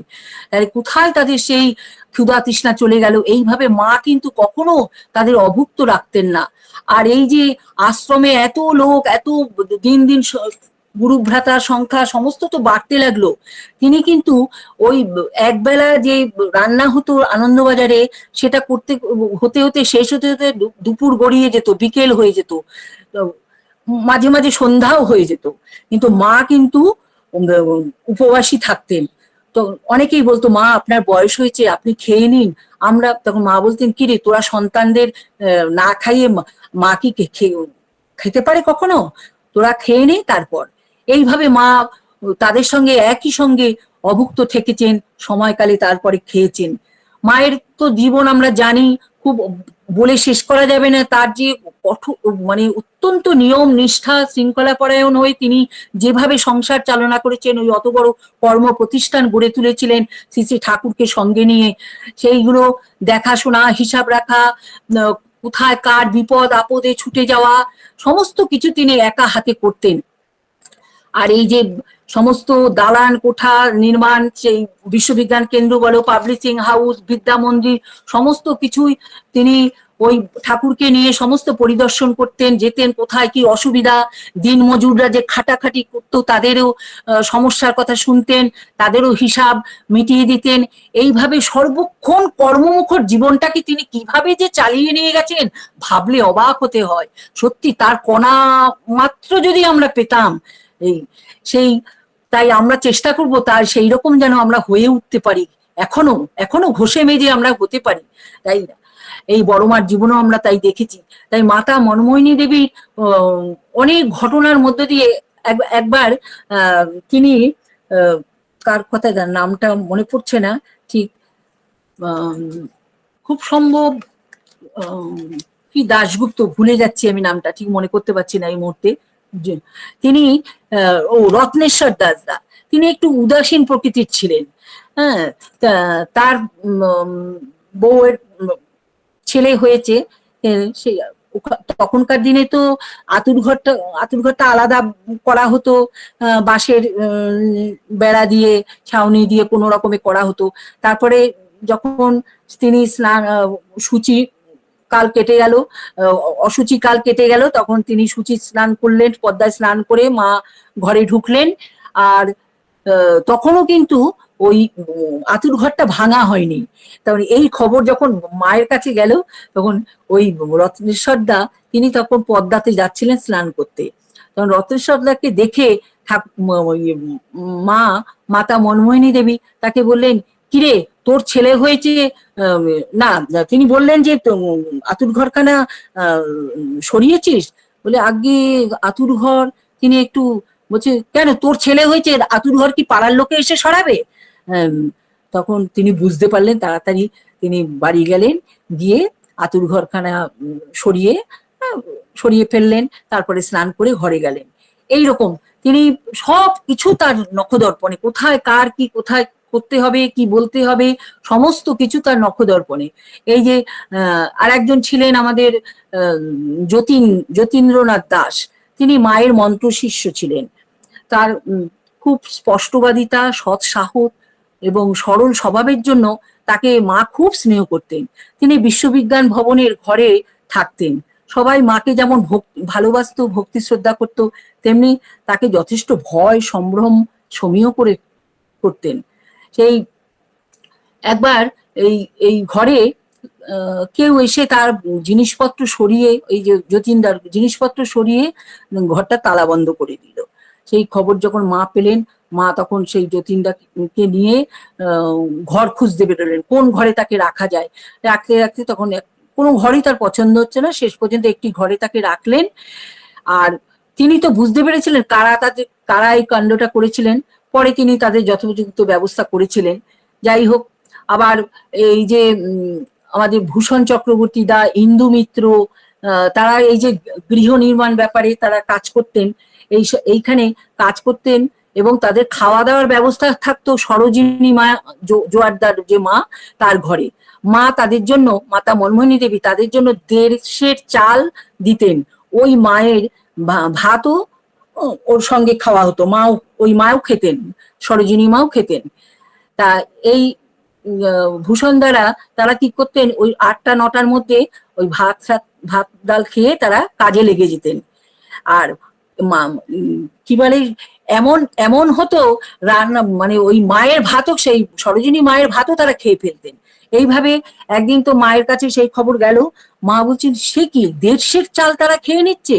হ্যাঁ, তারপরে একদিন তিনি আবার মজাও করতেন। একদিন তাদের সবাইকে তিনি ছাদ ঢালাই হচ্ছে, মাতৃমন্দিরের দোতলার ঘরে ছাদ তৈরি করছে, তাদের সবাইকে তিনি খাওয়ার ব্যবস্থা করলেন। যে সেদিনকে তিনি 2 সের চাল দিলেন, আরো বেশি দিলেন।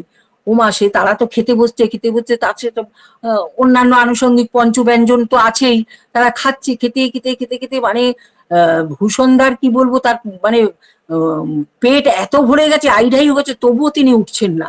তারপরে মা এসে তদারকি করছেন, দেখছেন, বলে কিরে কেমন খেয়েছে? বলছে ঠিক আছে। বলছে হ্যাঁ, একটু আমতা আমতা করছে, মানে আরো ইচ্ছা খাওয়ার সবার। এইভাবে মা তখন কি করলেন, বললেন তার গুরুদেবের যে প্রসাদ ছিল, বলে যে নিয়ে আসতে 15-20 খানা লুচি, মিষ্টি, ফল, পায়েস সব দিয়ে তাদের খাওয়ালেন, উদ্ধার করলেন। তারা খেয়ে, মানে এইভাবে তারা জব্দ করতো, খেতেও পারতো। তারপরের দিন মা তাদের জিজ্ঞেস করেছিলেন, এই কালকে তোরা কেমন খেলি, কি করে খেলি অত খাবার? তখন বলছে আমরা কি খাইছি, আমাদের ভিতরে যে রাক্ষসটা আছে সেই খাইছে। তখন ঠাকুর মা তখন খুব হাসলেন। এইরকম মা মজাও করতেন। যাই হোক, একবার ইট কাটা হতো, তো আমাকে কিন্তু সময়টা একটু নির্ধারণ করে দিও, নক করে দিও, তাহলে আমি থেমে যাব। একবার ইট কাটার সময়, ইট কাটা হতো, সেই ইটে তো বিল্ডিং সব তৈরি হচ্ছিল। যাই হোক, সেই ইট মানে কতগুলো ভালো ইট একটু আলাদা করে রাখা হয়েছিল ভালো কাজের জন্য। তা মা কোনো কাজে সেদিনকে পাবনা বাড়িতে গেছেন, আসতে তার দেরি হবে। ইতিমধ্যে মজুরদের হিসাব টিসাব, তাদের টাকা পয়সা দেওয়া, সেটা তিনি ভূষণদাকে দায়িত্ব দিয়ে গেছিলেন। এর মধ্যে কিছু টাকা কম পড়েছে, তখন ভূষণদা কি করলেন, ওইখান থেকে কিছু ইট বিক্রি করে তিনি তাকে ওই টাকা তাকে দিলেন কিছু বিক্রি করে। তারপরে মা যখন ফিরছেন, তখন দেখছে গরুর গাড়ি করে ইট যাচ্ছে, আশ্রমের ইট যাচ্ছে। এটা দেখেই তিনি খোঁজ নিলেন, তখন জানলেন যে এখান থেকে ইট বিক্রি হচ্ছে। তারপরে তিনি তখন জবাবদিহি করলেন যে কি ব্যাপার। তখন ভূষণদাস সবিস্তারে সব বললেন। সব শুনে তিনি বললেন, মা বললেন যে দেখ, যাক ভালোই করেছিস, তবে দেখ সব কিছুই কিন্তু তোদেরই কাজের সুবিধার জন্য, তোর উপর ভার দিয়ে আমি নিশ্চিন্ত আছি। নজরে রাখিস কেউ যেন জিনিস নষ্ট না করে, চুরি বা ফাঁকি দিয়ে নিয়ে না যায়। এইভাবে তিনি তাদের বললেন। তারপরে ইট চুরির ঘটনাও আছে। একটা শ্মশান ছিল, সেই শ্মশানের কাছে আশ্রমের ইটের পাজা ছিল। তাই মা একদিন গিয়ে দেখলেন সেখানে অনেক ইট চুরি যাচ্ছে।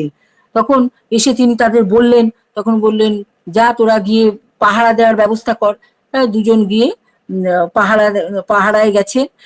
পাহারায় গিয়ে তার তো গাছ মানে বিছানায় নিয়ে গেছে, একটু বালিশ শতরঞ্চি নিয়ে গেছে।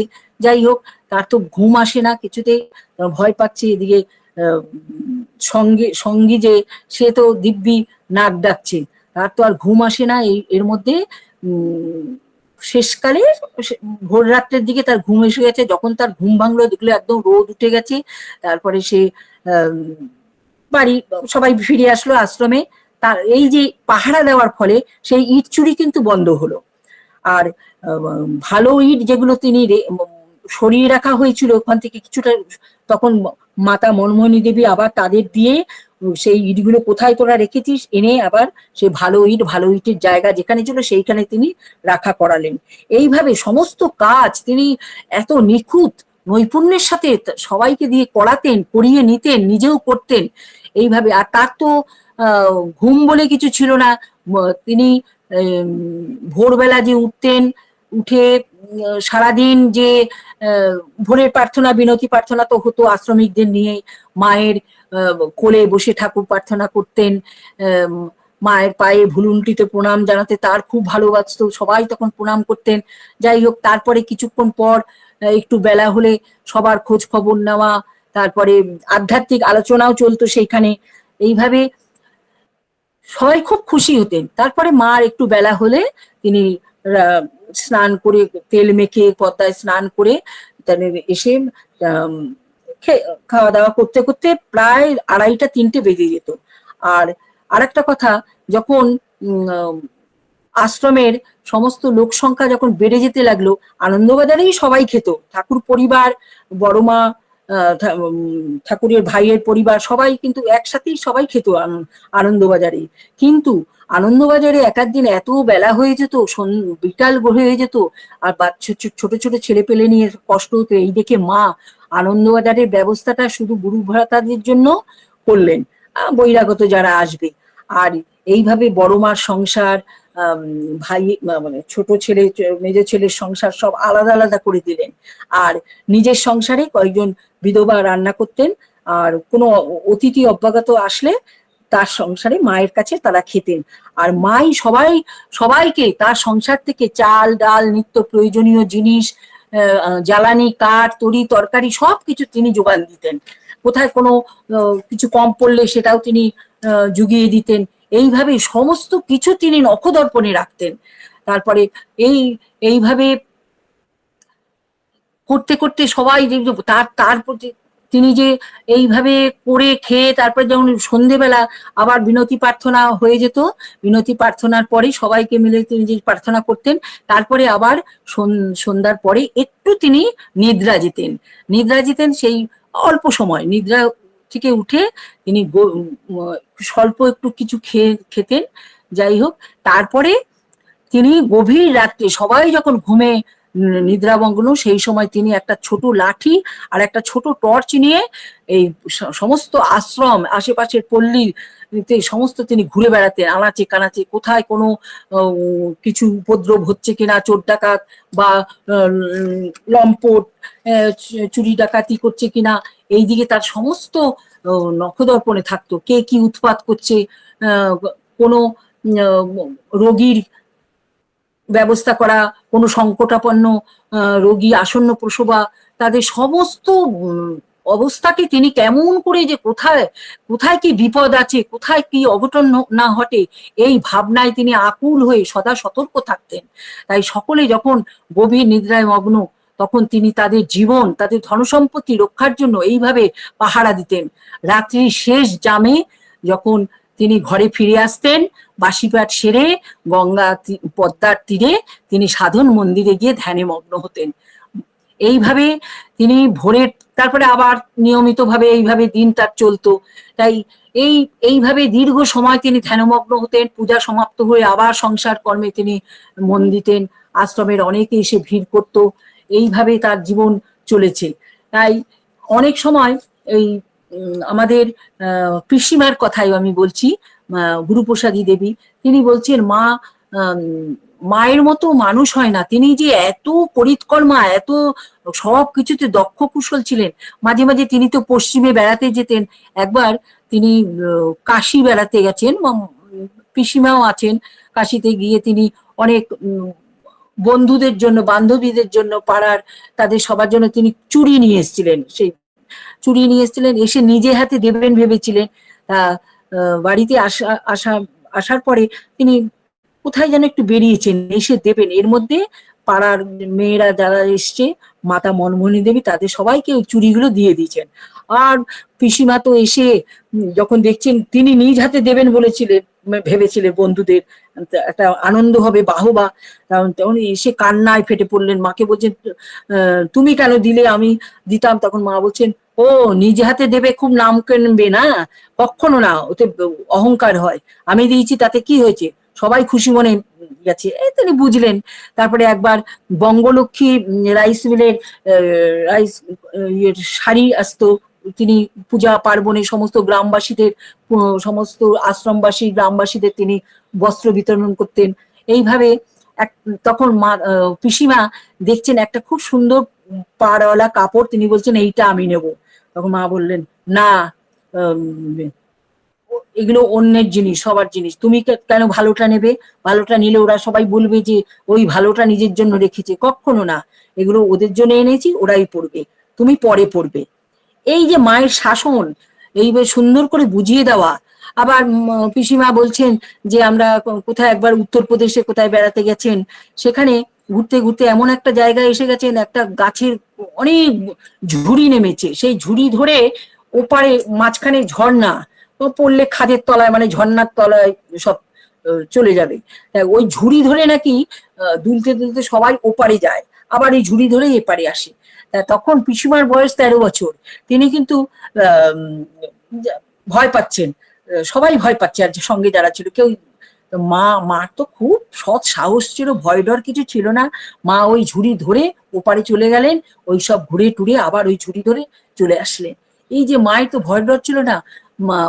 মাতা মনমোহিনী দেবীর দিদিমা বলতেন, মনু তোর কি ভয় ডর নেই? এই যে তিনি আশ্রমে ঘুরে বেড়াতেন গভীর রাত্রে নিশীতে, সাপ বাঘ চোর ডাকাতির কত উপদ্রব থাকে, তিনি বলতেন না, আমার কোনো ভয় লাগে না, আমার সঙ্গে তো আমার গুরুদেব আছেন, তিনি আমাকে রক্ষা করবেন বিপদে পড়লে। এই যে তার যে অভয়, গুরুদেবের প্রতি নিষ্ঠা, ভক্তি, ভালোবাসা, তাকে যে কোথায় তুলে দিয়েছিল। তাই আমরাও সেইভাবে মায়ের কথা তো বলে শেষ করা যায় না, প্রচুর ঘটনা মায়ের এই শুনলে পরে আমাদের সত্যি প্রাণ মন যেন ভরে যায়। এই আমরা তাই এই মায়ের, তিনি যে তাকে তার জঠরে স্থান দিয়েছিলেন, সেই পুরুষোত্তমকে নিয়ে এসেছিলেন, তিনি তার প্রার্থনায় আরাধনায় তিনি গুরুদেবের কাছে আরাধনা করেছিলেন, তার সাধনায় তিনি সেই আদি কারণ, সেই অনামী পুরুষকে তিনি তার অঙ্কে ধারণ করেছিলেন, জঠরে ধারণ করে আমাদের জন্য এই ধরাধামে সেই পুরুষোত্তমকে তিনি অবতীর্ণ করলেন। তাই এই আদর্শ রূপিণী, শ্রেষ্ঠ আদর্শ রূপিণী, লোকপালিনী, এই মঙ্গল বিধায়িনী, নারী কুল শিরোমণি, এই পুরুষোত্তম জননী শ্রী শ্রী মাতা মনমোহিনী দেবীর আজ এই 155তম জন্ম দিবসে আমি তার শ্রী পাদপদ্মে আমার শতকোটি প্রণাম নিবেদন করি। তার সকলের মঙ্গল হোক, সবাই ভালো থাকুক। তার কথা অনন্ত অসীম, বলে শেষ করা যায় না। আমি কয়েকটি ঘটনার মাধ্যমে সকলকে দৃষ্টি আকর্ষণ করলাম। সবাই কেমন লাগলো জানি না। আমার মুখ দিয়ে মা কি বলালেন, ঠাকুর কি বলালেন, যাই, সকলের মঙ্গল কামনা করি, সবাই ভালো থাকবেন। জয় গুরু।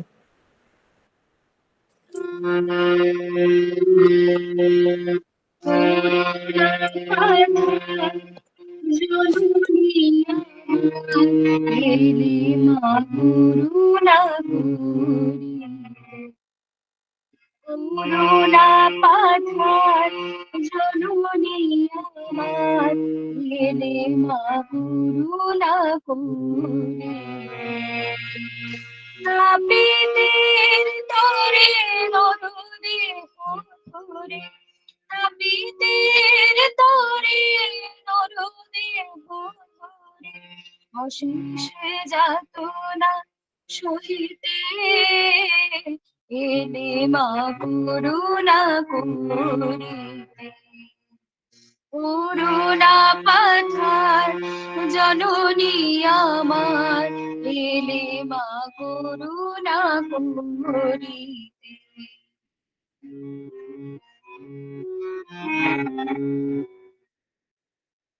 ত্রিদীপ তেজিয়া এ ধারায় আসা সন্তান করে কত কাদা হাসা ত্রিদীপ তেজিয়া এ ধারায় আসা সন্তান করে কত কাদা হাসা অহিতুক তব এই ভালোবাসা পারি কি গোরা বুঝিতে এলে মা করুণা করিতে করুণা পাথার জননী আমার এলে মা করুণা করিতে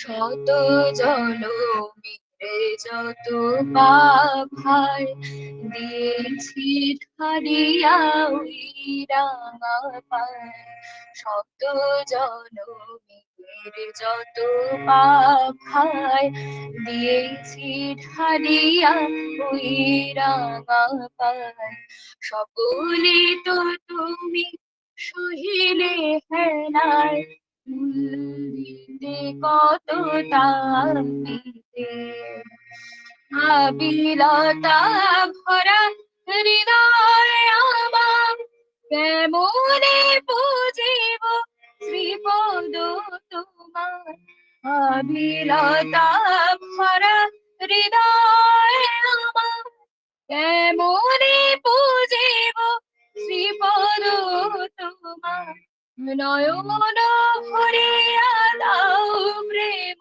ধারে পদ পঙ্কজ ধোয়াতে এলে মা করুণা করিতে করুণা পাথার জননী আমার এলে মা করুণা করিতে এলে মা করুণা করিতে এলে মা করুণা করিতে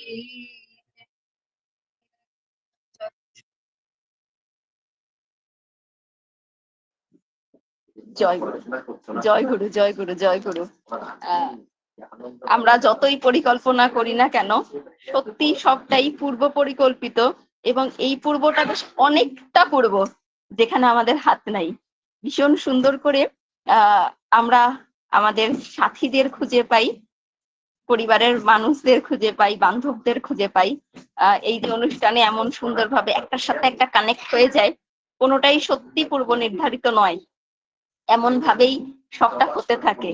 এবং যখন আমাদের হাতের বাইরে চলে যায়, আমাদের যারা পার্টিসিপেট থাকে তাদেরকে লাস্ট এক কথা বলি, ঠাকুর যা করেন তাই হবে। এখনো পর্যন্ত ঠাকুর যা চাইলেন, ঠাকুর যা করলেন তাই হলো। আশা করি উপভোগ্য হলো, শুধু উপভোগ্য নয়, শিক্ষণীয় হলো। শ্রদ্ধেয়া লিপিকা চক্রবর্তী মায়ের আজকের এই অনুষ্ঠানের মুখ্য বক্তা, মানে যেমন ভাবে করার কথা ছিল, জেঠু আমায় বলেছিলেন খুব ভালো একটা সেট আছে জেঠিমার কাছে, তার একটা আভাস পেলাম। অবশ্যই সম্পূর্ণটা পাইনি, শুধু আভাসটুকুই পেলাম। এমন মনোরম পরিবেশন, আর ওই ঘটনাগুলো আমাদের শুনতে ভালো লাগে। সেই রকমই অনেক অনেক অনেক টুকরো টুকরো অজানা ঘটনা, বিশেষ করে যেটা বলার অজানা ঘটনা। আজকে সূচনায় হচ্ছিল যে সব ঘটনাই তো সবাই জানে, আমরা আজ অনেক অজানা ঘটনা জানতে পারলাম শ্রদ্ধেয়া লিপিকা চক্রবর্তী মায়ের কাছ থেকে, শ্রদ্ধেয়া কেয়া দাস মায়ের কাছ থেকে। আর তার সাথে বিশেষভাবে কৃতজ্ঞতা জানাই আজ এমন সুন্দর অপরূপ ভাবে যেই বোনটি অনুষ্ঠান সমাপন করলেন, আমার তনুশ্রী সাহা। খুব সুন্দরভাবে অনুষ্ঠানে একটি সমাপনী সুর টেনে দিলেন, একদম মিষ্টি করে ব্যাপারটা প্যাক আপ হয়ে গেল ভীষণ সুন্দরভাবে। আমার ভীষণ ভালো লাগলো, আশা করি সবার খুব ভালো লেগেছে। আমরা যা শিখলাম, যা জানলাম, সবটাই বুকে রাখার চেষ্টা করব, মনে রাখার চেষ্টা করব। এবং এই অনুষ্ঠানের রেকর্ডিং থাকছে, গত সপ্তাহের রেকর্ডিংও ছিল, আমরা পরবর্তীতে পেয়ে যাব। আমি পেলে সবাইকে পাওয়ানোর ব্যবস্থা করে দেব। এখন আমি অনুষ্ঠানের সমাপ্তি ধ্বনির পর আমরা প্রত্যেকে কথা বলবো এবং প্রত্যেকের কেমন লাগলো সেটা অবশ্যই জানবো। প্রত্যেককে অনুরোধ করব একটু থাকার জন্য। আমি অনুরোধ করছি শ্রদ্ধেয়া পদ্মা বসু মাকে অনুষ্ঠানে সমাপ্তি ধ্বনি পরিবেশন করার জন্য। সাথে এখানে আছেন শ্রীমতী দুর্গা বসাক মা, আমি তাকে অনুরোধ করব অনুষ্ঠানে প্রতিধ্বনি দেওয়ার জন্য। জয় গুরু। জয় গুরু, জয় গুরু। জয় গুরু। পদ্মা বসু মা। জয় গুরু মা। হবে না, পারবো না মা, হসপিটালে আছে আজকে। আগে আজ হসপিটালে আছি মা, কালকে সকালে ডিসচার্জ হবে। ঠিক আছে। বিকেলে লাঞ্চের পরে ভর্তি হচ্ছি। আমি কথা বলবো যেহেতু আপনার সাথে পরে, নিশ্চয়ই কথা বলবো। অনিন্দিতা ভট্টাচার্য মা আছেন, অনিন্দিতা মা ধ্বনি দিন, দুর্গা বসাক মা প্রতিধ্বনি দিন। জয় গুরু।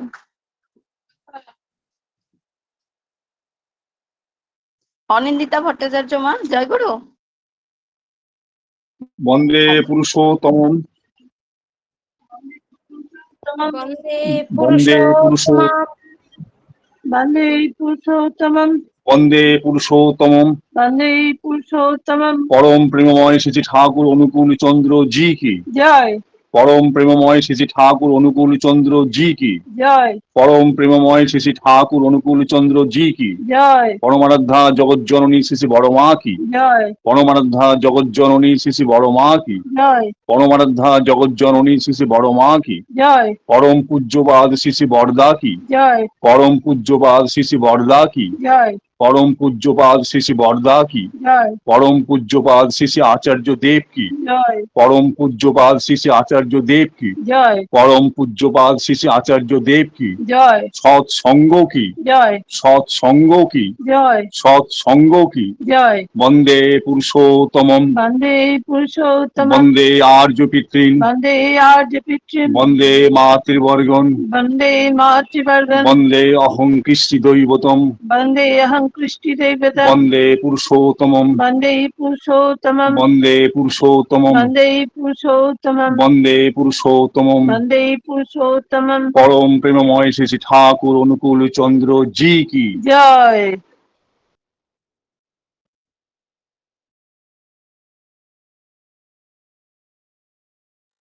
জয় গুরু। জয় গুরু। জয় গুরু। আন্তরিক শ্রদ্ধা জানাই, আন্তরিক জয় গুরু জানাই। আজ এখন আমি অনুরোধ করব শ্রদ্ধেয়া দুর্গা বসাক মা আজকের অনুষ্ঠানে ভীষণভাবে সহযোগিতা করেছেন। আমার উষসীদি খুব সুন্দরভাবে অনুষ্ঠানে সহযোগিতা করেছেন ভীষণভাবে। আর আমাদের যেহেতু ধ্বনি প্রতিধ্বনি হয়ে গেছে, সুতরাং আমাদের মাতৃবন্দনা এখানে সমাপ্ত। এইবার তো আমরা বাবাদের ডাকতেই পারি, তাই প্রথমেই শ্রদ্ধা ঋচিনন্দন চক্রবর্তী জেঠুকে বলছি। জয় গুরু জেঠু। আমি সবার বাবা, ওই সবার ছেলে। ধ্বনিটা শেষ করে নিলাম আগে। হ্যাঁ হ্যাঁ, তোমার যে চতুরতা, না বলার তো থাকেই, বলা শেষ না হয় ভালো, বলা শেষ হয়ে গেলে চলাও শেষ হয়ে যায়। হ্যাঁ, ভাবা বলা করা ঠাকুরের বলাই আছে যে তিনের ত্রিপুটির সামঞ্জস্য জীবন। তা ভাবা মানে দুটোই হয়, একটা আমরা যা চিন্তা বলি, আবার হওয়া, দুটোই হয়। তো সেই দিক দিয়ে কোনোটাই শেষ হয় না, শেষের আবার শেষ আছে, সুতরাং চলতেই থাকে এই ধারাবাহিক একটা নিবেদন। এই কথা বা এই নিবেদন বা এই ব্যক্তিত্বের কথা আমাদের নিত্য স্মরণের মধ্যে আমরা চেতনে অবচেতনে আমরা রাখি। এই যে চরিত্র কেন রাখি সে তার কৈফিয়ত দেওয়ার দরকার নেই, অজান্তেই আমাদের মধ্যে চলে আসে। তো সব থেকে বেশি চলে আসে মাতৃসত্তার কথা, যেটা তোমাদের লিপিকা জেঠিমা তিনি বললেন যে মায়ের কথা ঠাকুর কিভাবে বলতেন। এই যে মাতৃ শব্দটা, এই শব্দটার মধ্যে দিয়ে কিন্তু মায়ের পরিচয়। সংস্কৃতে ত্রিচ একটা প্রত্যয় আছে, ত্রিচ, মাতৃ পিতৃ কর্তৃ ভাতৃ, হ্যাঁ, ধরিত্রী, সব ওই ত্রিচ প্রত্যয়। কর্তারই ত্রিচ বলে, কর্তায় ত্রিচ প্রত্যয় হয়, মানে যে করে, করার অধিকারী, যে সম্পন্ন করেন যে, তাকে কর্তা বলে। তো কর্তায় ত্রিচ প্রত্যয় হয়, যিনি পরিমাপিত করে দেন তাকে মাতৃ বলে। তার প্রথম আর এক বচনে সংস্কৃত শব্দ রূপে মাতা হয়। তো তাহলে প্রত্যেকটি মাতৃসত্তার মধ্যেই একটা পরিমাপিত তত্ত্ব তার মধ্যে নিহিত আছে। মা জানতে হোক অজান্তে হোক সেইটিকে তিনি প্রকাশিত করেন, সেটিকে ধারণ করে প্রকাশিত করেন, এবং কোথার থেকে ধারণ করেন সেটা সর্বজন বিদিত। পিতৃসত্তার থেকে সেটা স্বামী সত্তা, সে আমি, হ্যাঁ, একই বোধে স্বামীর থেকে যেটা পাওয়ার সেটা তিনি আহরণ করেন এবং স্বামীকে সেটা ফিরিয়ে দেন, আবার বিবিধ রূপে ফিরিয়ে দেন, পুত্র কন্যা সব রূপে ফিরিয়ে দেন। প্রত্যেকের মধ্যেই প্রত্যেকটি এই প্রত্যাবর্তিত যে তত্ত্ব পুত্রকন্যা রূপে, তার মধ্যে সেই ভাব প্রকাশ পায়। তিনি কি নিলেন। আমাদের এই নামগুলো যদি আমরা দেখি তাহলে কিন্তু প্রত্যেকটা নামের মধ্যেই, এ নাম অন্য জায়গায় নেই তা না, কিন্তু এই ক্ষেত্রে যেহেতু একটা অন্য ব্যাপার সংঘটিত হয়েছে, সেজন্য প্রত্যেকটা নামই কিন্তু সেই পাওয়া এবং ধারণ করা এবং ফিরিয়ে দেওয়া, এই ত্রিতত্ত্বকেই সূচিত করে। আমরা দেখি আমাদের পরম পূজনীয়, পরম কি বলবো তার সামনে কি বিশেষণ বসালে ঠিক হয়, পিতা শিবচন্দ্র চক্রবর্তী, তার নামও সেই সূচনা করে। মমতা মনমোহিনী দেবী, সে সবাইকে, সবার মনকে মুগ্ধ করে